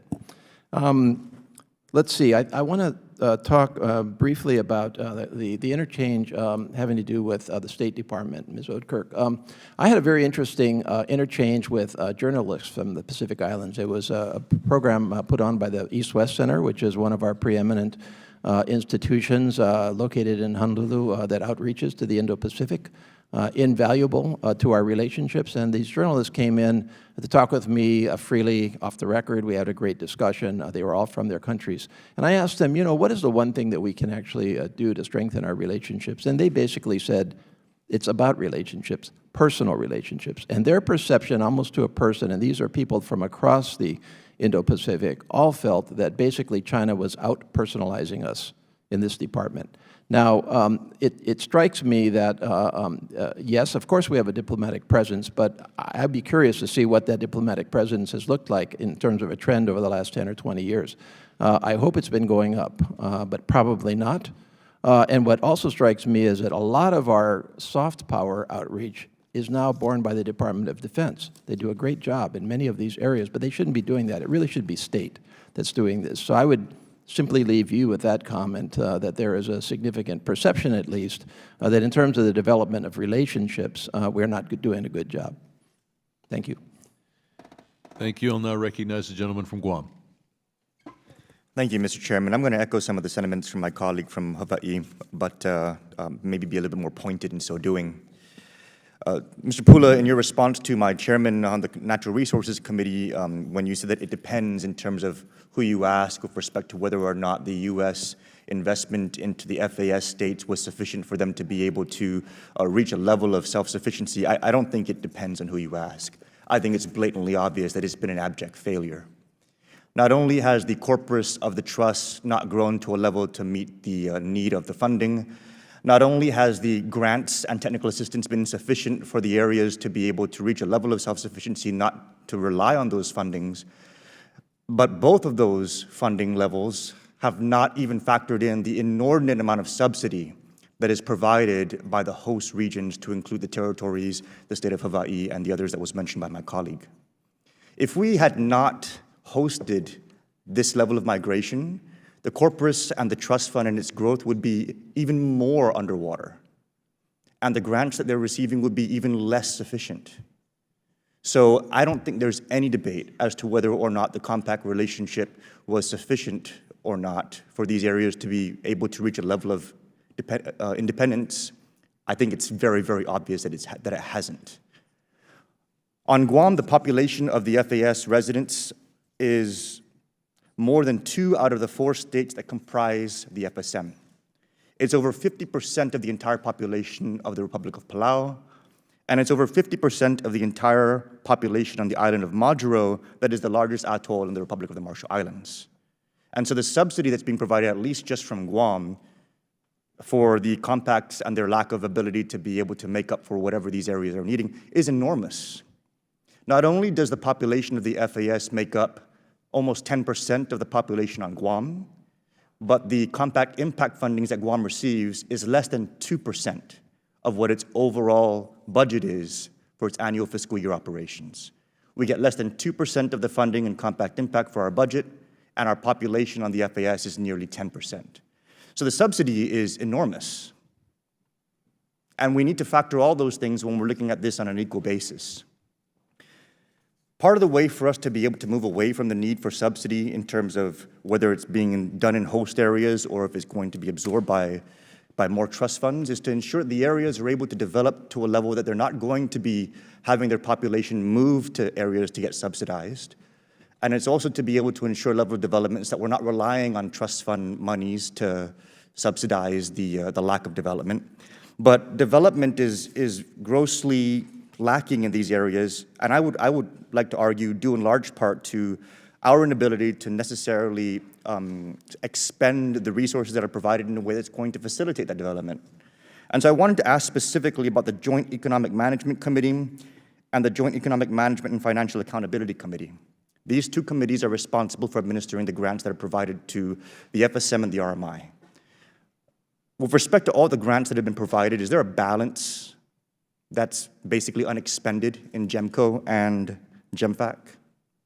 Mr. Pula? Thank you, Congressman, for the question. Yes, there are balances. It's the funding that we provide. What's the total value of the balances right now? Well, let me say this. We'll get that information to you. I can't get it off the top of my head. Just an estimate, the balances in GEMCO that have been unexpended in terms of grants? Well, for the FSM, because of the infrastructure slowness of how it went for the FSM, it's, I would say it's over $100 million. Over $100 million in unexpended grants that are supposed to help these areas to develop. How about in GEMFAC?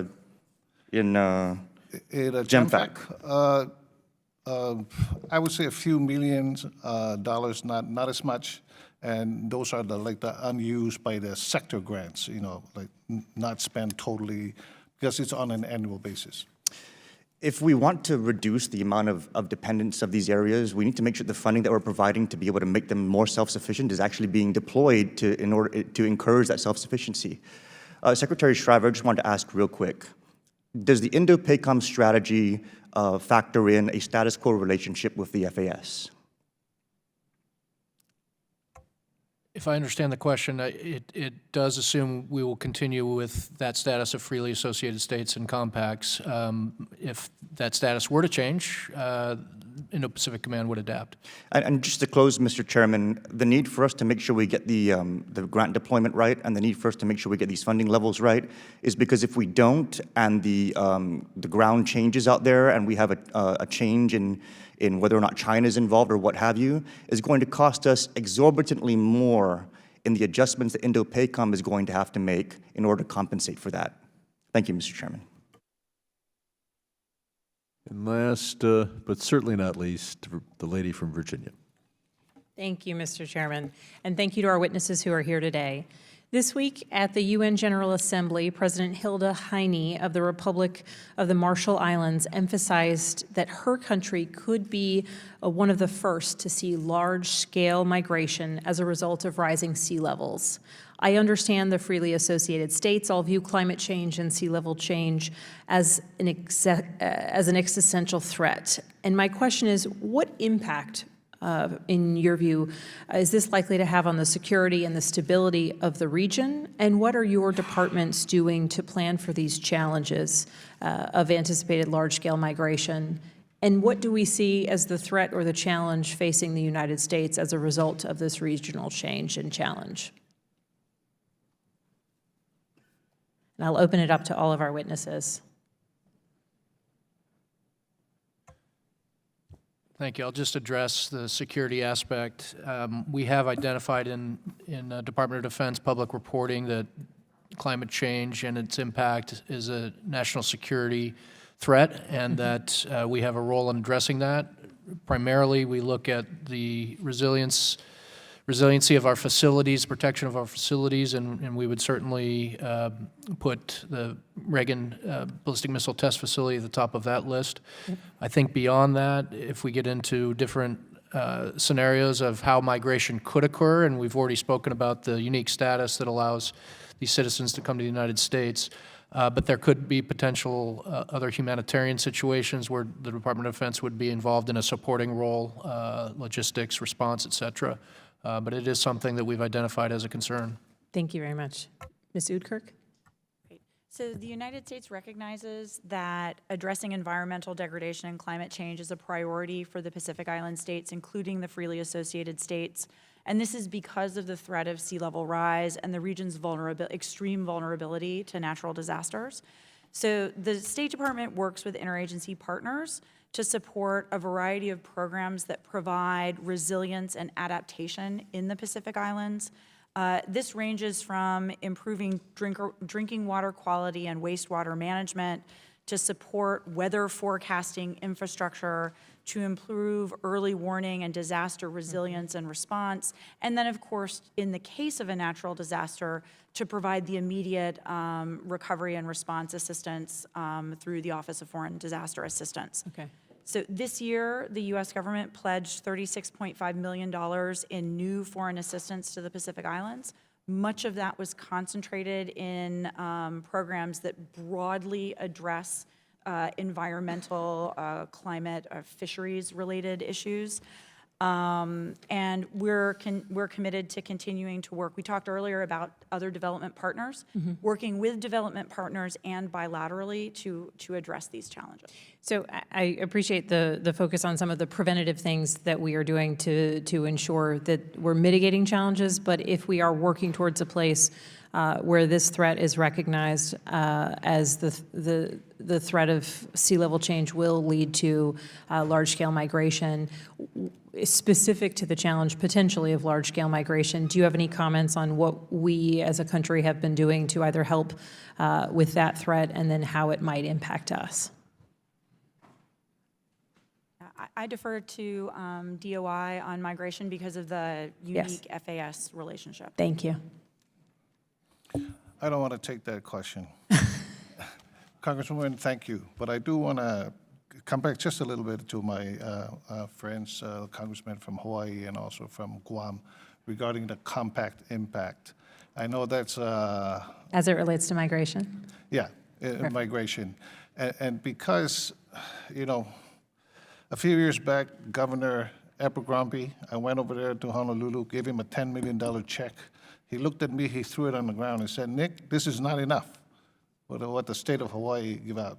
So I am well aware of the brunt and for years now since the compact. The migration part, because of its, you know, allowable in the compact for the folks in FAS to travel freely without visa, they do come and go back. You know, they don't always come and just stay. As population grows. There are some areas, of course, their population is kind of decreasing because of their coming, and I think a lot of them are coming not necessarily because of climate change, but because of seeking for a better future, schools and jobs and whatnot. But as far, in our department, we try to do our best with technical assistance whenever our friends from the Freely Associated ask for things. For example, we fund quite a bit of outside islands of the Marshall Islands, this reverse osmosis kind of things to help with the flooding, sea level, and all that. But, you know, primarily, of course, the issue, as we all know, is much bigger than we all try to handle. Thank you for your answers. I am out of time. I yield back. Thank you. I want to thank this panel for joining us.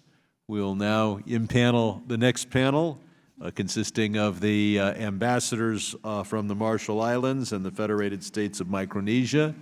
And while people are standing up and sitting down, I will put in a plug for a hearing of the Asia and Pacific Subcommittee in the 4th week of October. We're going to focus on human rights in South Asia, and those concerned with the Indo-Pacific region, I think will find that interesting. There's been a lot of interest in human rights in South Asia. I know Mr. Cox, and people may think I'm skipping the gentleman from California. I've been informed that he did not want to ask questions of the first panel. If I'm wrong, I'll bring him back.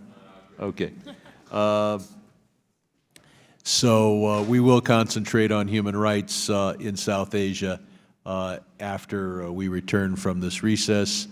I will now turn over the chair to Kilili Sablan, the gentleman from the Northern Marianas Islands, who, on behalf of the Natural Resources Committee, will chair the portion of this hearing with the second panel. Thank you. There we go. Thank you. Okay. Usually in Congress, we all want a chair. You don't want this chair. Look at that. Okay. Don't fall down.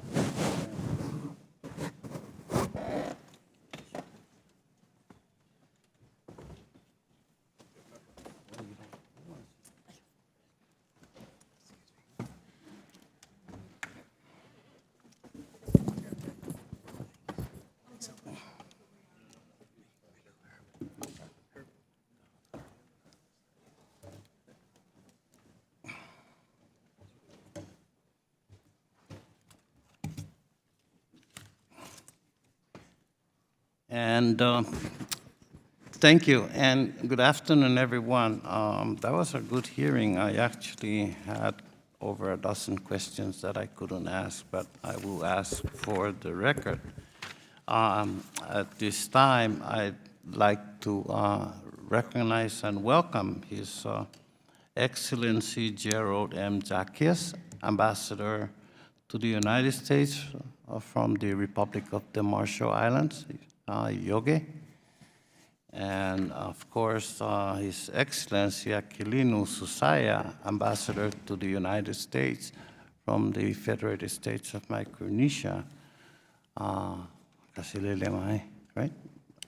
Or Rananim. And so I'd start with Ambassador Zackios. Please, you have 5 minutes, and the light turns green. When it starts, it goes orange, you have a minute remaining, and when it goes red, of course, your 5 minutes is up. Please. Thank you. Chairman Sablan, distinguished leaders and members of the committees, thank you for this meeting. It is very timely. President Heine would have been here if she could, but matters of state required her attention. She conveys her warm yakwe and appreciation to the committees. Since you have our full statement, I'm going to highlight its key points. The first is that during the years of U.S. administration on our islands, we came to feel, as President Reagan promised in advocating for compacts of free association, you will always be family to us. We are proud to enable U.S. control over a strategic expanse of the Pacific larger than Texas, including shipping lanes coveted by other nations, to be the location of what the Joint Chiefs have described as the world's premier range and test site for ICBMs and space operations, to be a UN member, second only to Israel in voting with the United States, and to have a higher rate of enlistment in the U.S. military than most U.S. states. The Trump administration and many in Congress from both parties want to continue our free association long beyond 2023. The RMI's current government does too. The biggest potential threat comes from the financial influence of China, as has been shown in other Pacific islands. For example, our government was challenged by a Chinese proposal to build a port and 1,000 homes on Rongelap in return for its autonomy from our government. As a pivotal issue is that the trust fund established by the 2003 Compact, amendments to replace annual U.S. grant assistance after FY23 won't have enough money despite good returns. It is critical that the trust fund be capitalized so that it can accomplish its purpose. As matters stand now, our nation will experience severe economic shocks and shortfalls in funding for critical priority compact sectors of health and education. If not done by FY24, this certainly can be done over a 20-year compact extension. A first step can be taken by the U.S. making the contributions it pledged in both its 1986 and 2003 compact laws. $20 million was to be provided if it could substantiate economic losses due to the U.S. nullifying tax and trade provisions of the compact after it was signed. We have. The first reaction of some in the RMI to the announcement of compact extension negotiations was to recall this unfulfilled commitment. The 2003 amendments replaced many U.S. education programs with a supplemental education grant. The $6.1 million a year indexed for inflation has never been provided. It is now $5.5 million in dollars worth less. The grant should be a permanent appropriation, as is other compact assistance. Current federal programs and services agreement also need to be continued, such as the Postal Service, FEMA, Weather Services, Federal Aviation Authority programs, and special education programs and Pell Grants. The RMI can't replace them. There are other issues for negotiations that are of immediate priority concern. The preeminent one is the source of funding. It wasn't worked out for Palau Compact extension until 7 years after the 2010 agreement. The budget baselines needs to be addressed.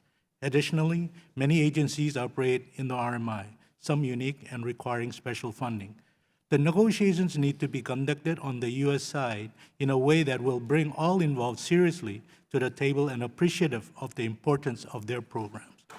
The compacts were negotiated by ambassadors representing the U.S. President. Special representatives at the State Department renegotiated the 2003 compact extensions. The Palau extension model of regular State Department officers negotiating was insufficient. Finally, I must note a concern the compact does not address and cannot effectively address, but must concern us all. The rising ocean is an existential threat that can reduce the size of our nation and totally wipe it off the map. Thank you for this opportunity to discuss our concerns, and I am happy to answer any questions. Thank you very much, Ambassador Zackios. Now my friend, Ambassador Susaia. Please, you have 5 minutes, sir. Thank you, Chairman, ranking members, distinguished members of the committees. Thank you for convening this joint hearing and for the opportunity to testify before you today. I have submitted to the committees copies of my full written statement, so I wish to summarize the key points of this statement for the purpose of this hearing. The United States is and has been the closest friend and ally of the Federated States of Micronesia as the FSM continues to grow and flourish as a young nation. The U.S. and the FSM have done much in recent months to acknowledge and celebrate the special relationship between our two countries. In May, our newly elected president, David W. Panuelo, came to Washington to meet with President Donald Trump and several cabinet secretaries. That visit reinforced the fact we have no greater friend in the world than the United States, and the United States respects and values the relationship it has with the FSM. We were then delighted to host two cabinet officials, Secretary of Veterans Affairs Robert Wilkie and Secretary of State Mike Pompeo. This was the first time our nation has been accorded such opportunities in our young history. The U.S. and the FSM have a long-standing strategic partnership that reflects the common values of our two countries, including our commitment to promoting sovereignty, the rule of law, democracy, and regional security. In 1986, the FSM and the United States entered the Compact of Free Association. The 1986 Compact was renewed and amended with the entry into force of the 2003 amended Compact of Free Association, which remains in effect today. Under these compacts, the FSM has continuously granted the U.S. security and defense rights in the territory of the FSM. FSM citizens have the right to live, work, and study in the United States without a visa. Under the 2003 amended compact, the United States committed to provide certain key financial assistance through fiscal year 2023 and to provide U.S. federal programs and services in the FSM. The Federated States of Micronesia is fully committed to its relationship with the United States, which contributes to the strength and prosperity of both our nations. We look forward to being a part of the United States' enhanced effort to promote a free and open Indo-Pacific and to advance our defense partnership even further. While the defense and immigration provisions in the amended compact will continue after 2023, ensuring the continued strength of our partnership, certain financial assistance provisions of the amended compact will expire after fiscal year 2023. These provisions include federal programs and services, supplemental education grants, and sector grants. U.S. contributions to the U.S. FSM Compact Trust Fund are also set to expire. This financial assistance is a central pillar of our strong relationship and has further strengthened the bonds between our two countries. We were pleased to hear Secretary Pompeo's announcement last month in Pompeii that the U.S. is prepared to work with the FSM on an extension of this support beyond fiscal year 2023. We look forward to starting these negotiations with the U.S. very soon. The potential end of this financial assistance has created uncertainty for our government and our people. These discussions and the decisions that will result will allow us to remove that uncertainty and move forward most effectively with our strategic partnership with the United States. In preparation for these discussions, the FSM has established a Joint Committee on Compact Review and Planning that will be responsible for negotiating with the United States. Recently, the committee announced the appointment of the Chief Negotiator. In response, the FSM is still awaiting further information from the U.S. on the proposed schedule for beginning discussions.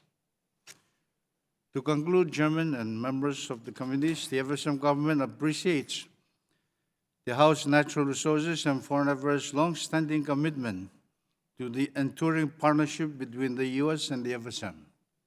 Although the year 2023 may seem distant now, there is much work to be done that will require coordinated efforts among the various parts of the FSM government and both the executive and legislative branches of the U.S. government.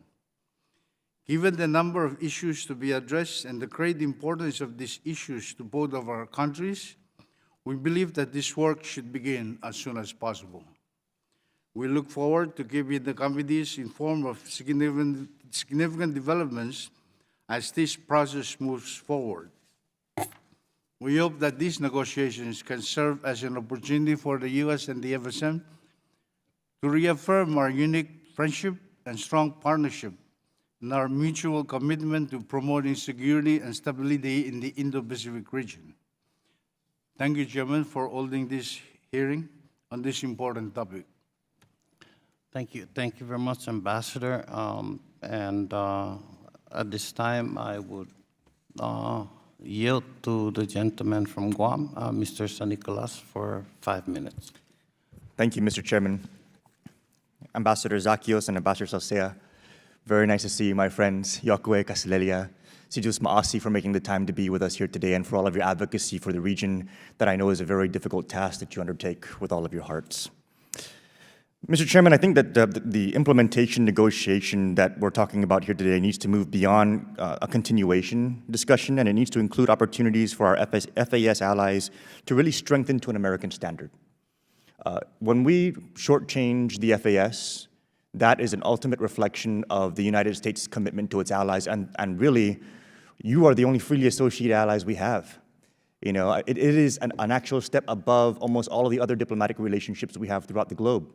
And so if our freely associated allies are not a reflection of American excellence, then how can we go out as America and truly make the case that embodying American excellence is something that's going to be worthwhile? I think we need to really understand that, and we need to make a commitment to that. And with that, Mr. Chairman, I'd like to put on the record certain things that I believe we need to consider to include in this implementation agreement in order for our allies to be able to have access to some of the most robust programs that this country has to offer.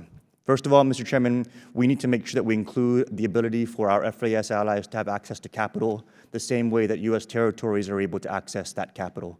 Right now, a U.S. territory is able to go out into the bond market and is able to float a triple tax exempt debt that they can use for development. Right now, our FAS allies are stuck in the international bond market, which has exorbitant interest rates compared to what you'd be able to get for a triple tax exempt bond in our domestic markets.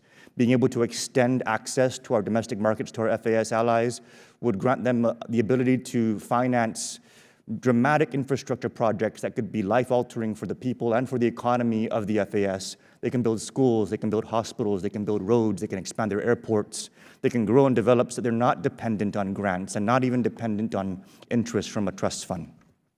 Secondly, Mr. Chairman, we need to look into making sure that our FAS citizens are able to access something that all of the other administered areas under the Department of Interior are able to access, and that's Medicaid.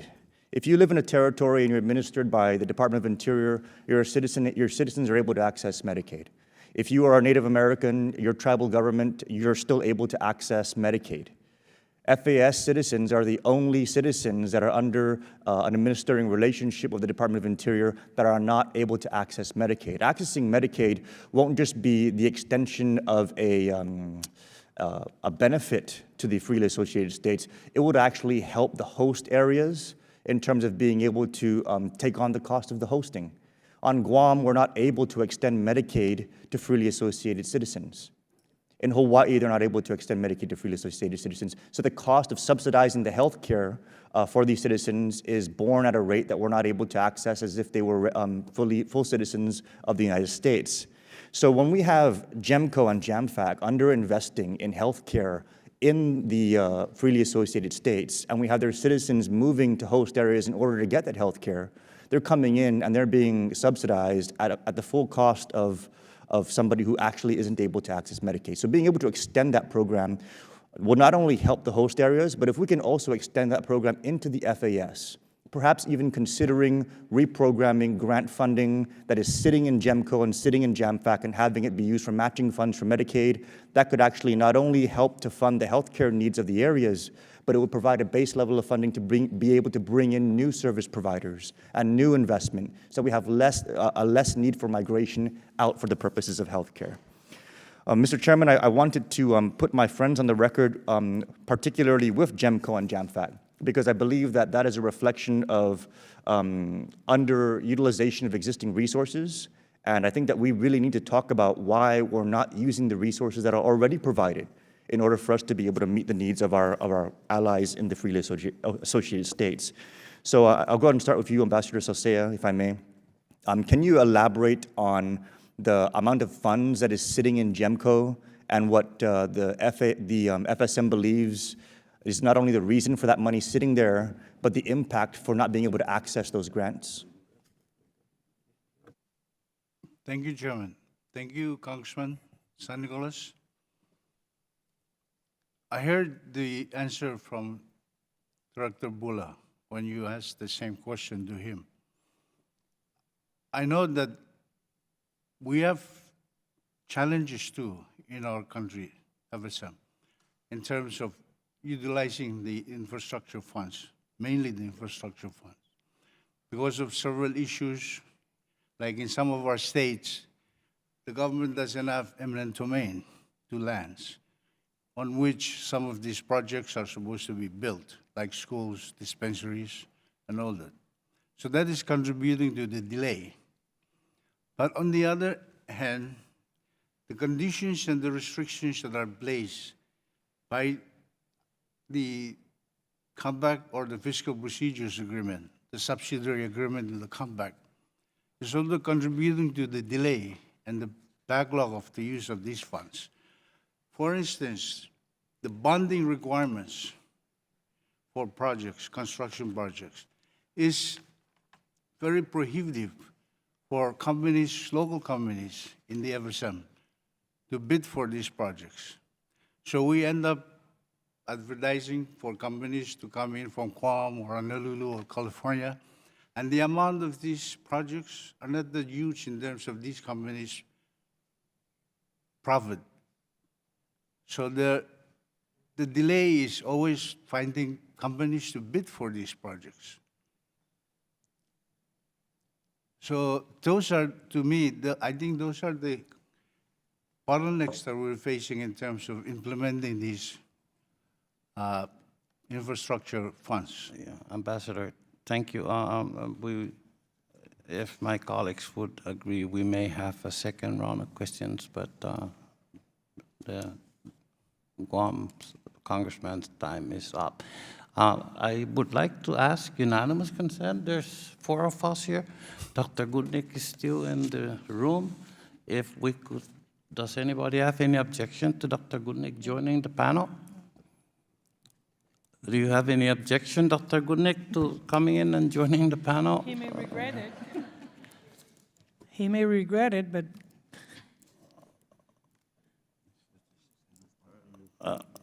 You're more than welcome, but you don't have to. But you know how important you are here, Dr. Gootnick. And so, thank you. Thank you. Dr. Gootnick is seated as a member, participant in panel 2. And at this time, I recognize my friend and distinguished Resident Commissioner from Puerto Rico, Ms. Gonzalez-Colon, for 5 minutes. thank you, Mr. Chairman. I would like to introduce for the record the statements of Ranking Member Michael McCall from Foreign Affairs. Without objection. Thank you. And first of all, I want to say thank you and welcome the ambassadors. I know it's a long way coming here to D.C. and manage all these issues. I was reviewing the General Accountant Office report on the fund, on the trust funds. and how those funds are distributed. And one of the questions we did to the Department of Interior was in terms of if there's any oversight. There are many recommendations regarding the policies that are going to be implemented, the fiscal changes that may be happening in those funds. My questions to you and to this panel will be in terms of what changes specifically do you understand should be addressed to have, more opportunity to use those funds? Because everybody's talking about making changes. What kind of changes specifically are you seeking, if any?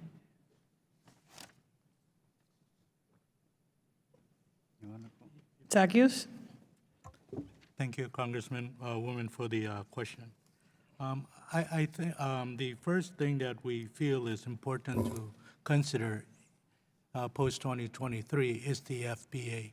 And we feel that the distribution policy that currently is in the FPA that addresses use of resources from the trust fund needs to be revisited. We see, and I understand from the earlier questions about management, FPA, as it applies to grants and programs under current agreement, does not necessarily under the compact apply to the trust funds. So I think we need to address that issue. I would end my answer here by saying that in talking about the issue of a trust fund, I think fiscal responsibility does not necessarily translate to micromanagement. I think these are independent countries, and I think we could work together to make sure that resources that are provided are put to good use without the burdens of micromanagement that will stifle a lot of the efforts that we're trying to achieve from these resources to help these countries. Thank you. Ambassador. Yes, for the FSM, I think the fact remains that the forecast, the projected revenue that was initially made is insufficient. So it's not so much to change the wording of the comeback per how to utilize the trust fund proceeds. It's really the fact that the return on the investment to date is not sufficient to to replace the sector crimes. So it is our hope that if we can extend the term of the comeback and continue to receive the same level of funding or whatever, a bit more to build up the corpus so that eventually we will have our budgetary reserve lines to take care of these sector crimes. Can you describe, both of you, describe the practices you've been doing in your nations in order to have or increase budgetary and economic self-reliance during the last years, and how those two islands may be impacted if there's no negotiation of a new agreement? I mean, what services are going to be impacted directly, immediately, if you don't have a new compact?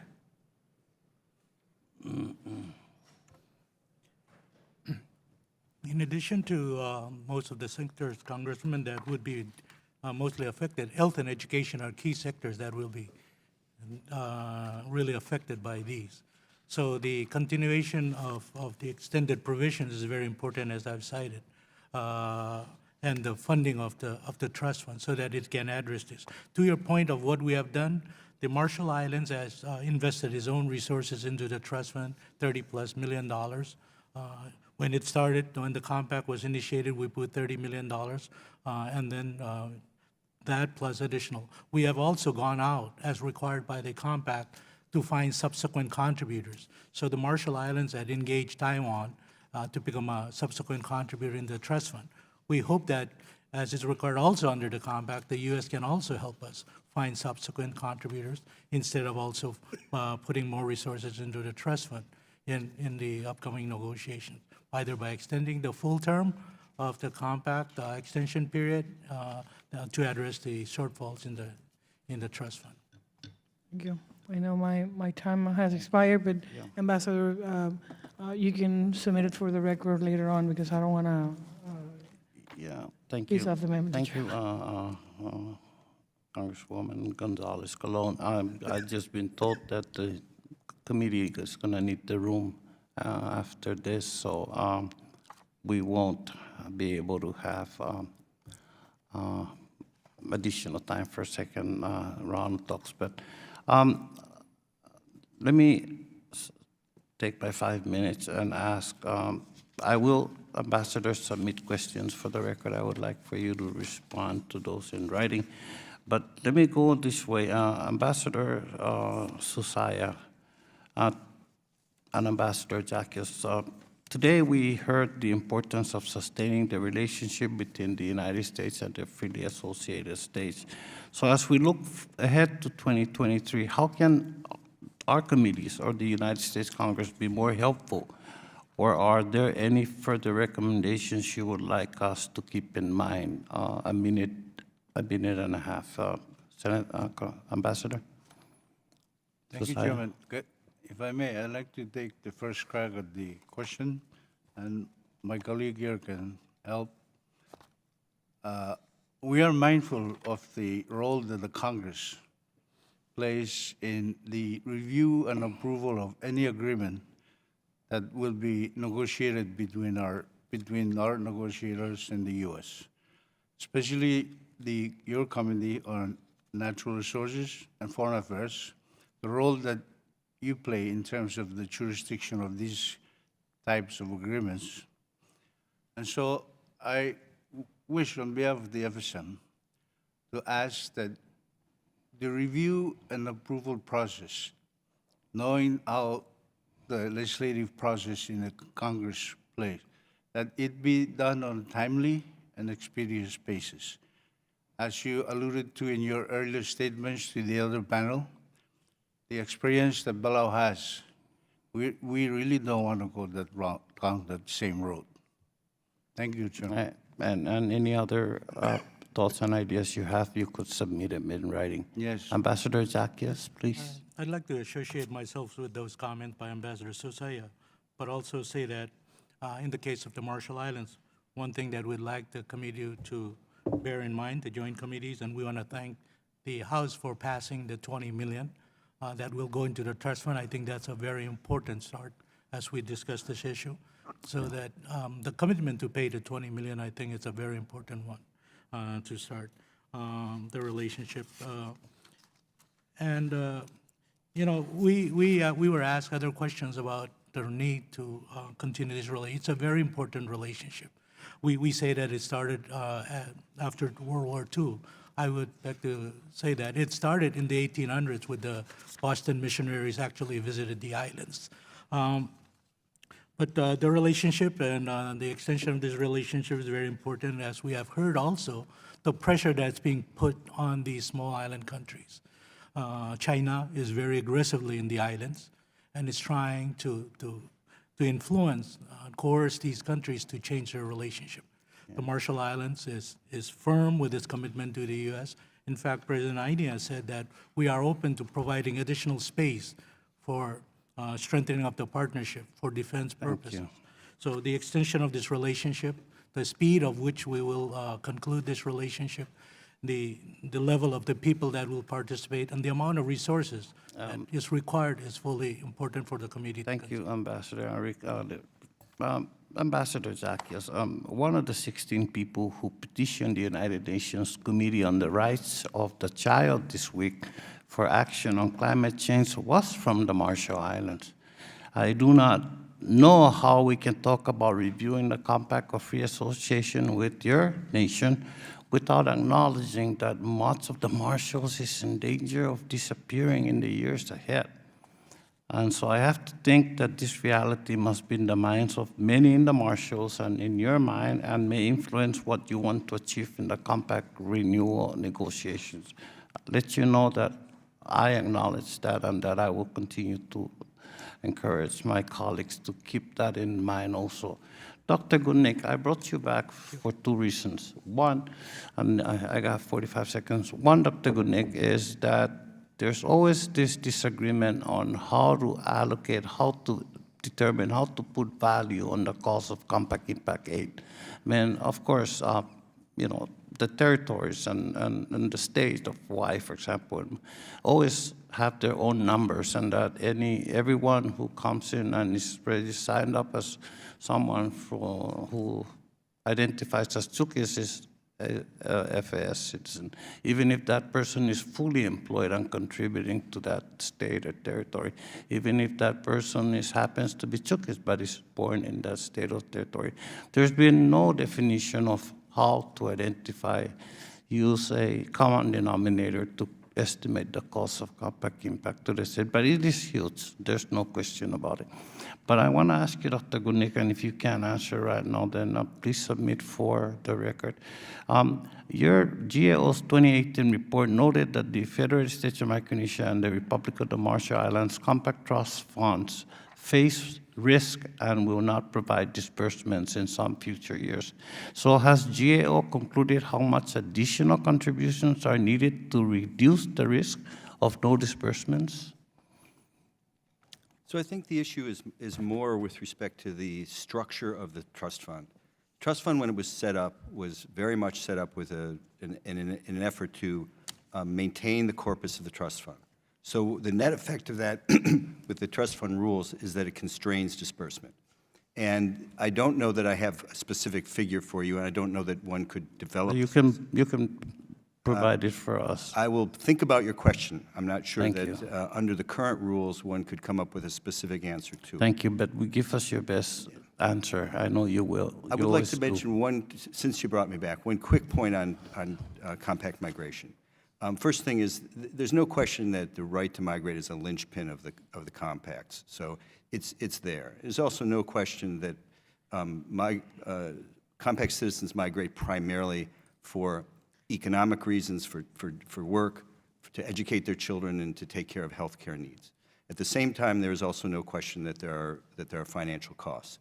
I have teams that have been out there in the past and a team that is just recently returned, speaking to state officials, speaking to compact migrants, and speaking to Micronesian officials. It is the case that the single most significant thing and prevalent thing that is cited is access to Medicaid. That prior to 1996, there was access to Medicaid. Subsequent to 1996 welfare reform, there have been a number of machinations in Hawaii, for example, but there isn't access. And I think with respect to the federal government's role, well, not taking a position one way or the other, that is the biggest issue that's out there. Thank you, Dr. Gootnick. I don't want to be accused that I'm abusing this seat, but at this time, I'd like to recognize the distinguished gentle lady from American Samoa, Ms. Rariwagan, for 5 minutes. Thank you, Mr. Chairman. I'll try to keep it short. I have several questions I wanted to ask, but in the interest of time, I will submit them and then ask for the answers to be submitted later. But there are many unaddressed issues relating to the U.S. testing of 67 nuclear bombs on formerly populated islands in the RMI, and this question's for Ambassador Zackios. Most recently, as you noted in your testimony, there's great concern about the leakage of radioactive waste from the U.S. nuclear tests buried at the Runit Dome on Enuitak. The House passed National Defense Authorization Act for FY 2020 requires a study of Runit. And I want to say that I'm greatly concerned about the current situation on Enuitak. Are there other lingering issues from the U.S. nuclear legacy that should be kept in mind in a compact extension? Thank you, Congresswoman. In addition to what I stated in my testimony about the Runit Dome and the conveyance of gratitude for the efforts that are currently undertaken, yes, there are issues that are unresolved from the nuclear testing program under the Section 177 agreement. Of course, as we understand, That agreement is a espousal agreement, but it also provides for change circumstance petition. The Marshall Islands submitted a change circumstance petition to Congress in the year 2000, and that petition to address these lingering issues of shortfalls, to address cancers, land remediation, and other things relative to the testing program has not been fully addressed. So I think it's also important to look at the change circumstance and other issues that are currently before the Congress, including what is already before the Congress with regards to Ruined Dome. Thank you, Ambassador. So I guess I'll put a second question in there. After all, I am entitled to 5 minutes. A recent report by the RAND Corporation noted that China is likely to seek ways to challenge American dominance with its Pacific Island allies by floating economic incentives to the FAS in exchange for loosened ties to Washington. RAND further concluded that, quote, going forward, the United States should demonstrate their commitment to the region by maintaining appropriate levels of funding to the FAS and strengthening engagement with the FAS more broadly. Failure to do so would be a self-inflicted wound that could come at the expense of the foreign policy and defense interests of the United States. So, Ambassador Zackios, please tell us how China is developing influence in the RMI, and what more can the United States do to demonstrate its commitment to the region? Thank you, Congressman.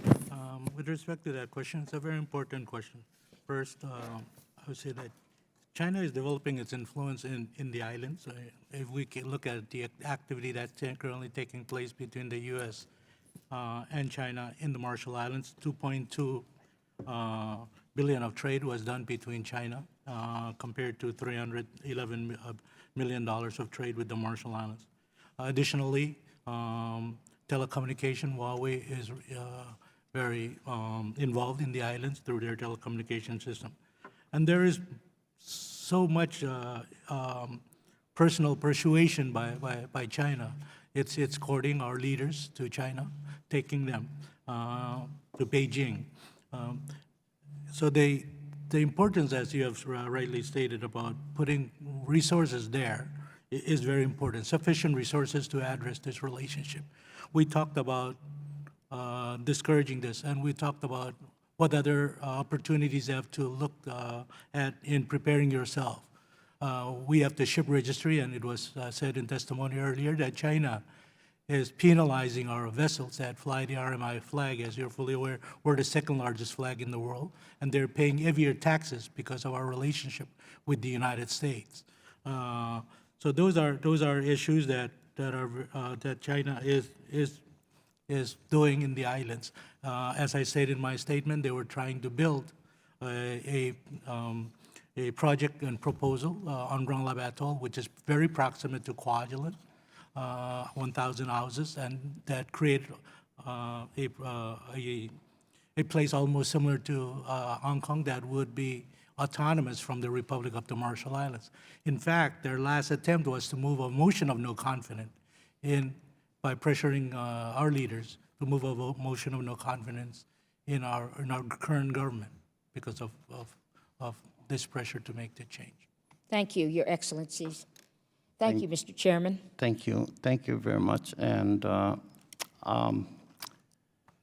without objection, all members may have 5 days to submit questions, statements, and extraneous materials for the record, subject to the length limitations in the rules. Having no further business of this hearing. Huh? Oh, yeah, and of course, thank you.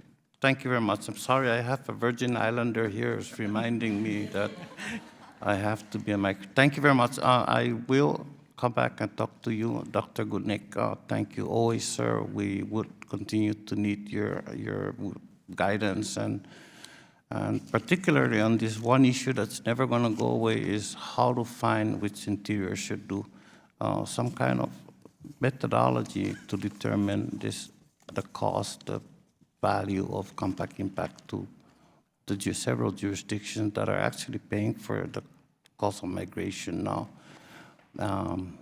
But thank you, everyone, and this hearing is adjourned.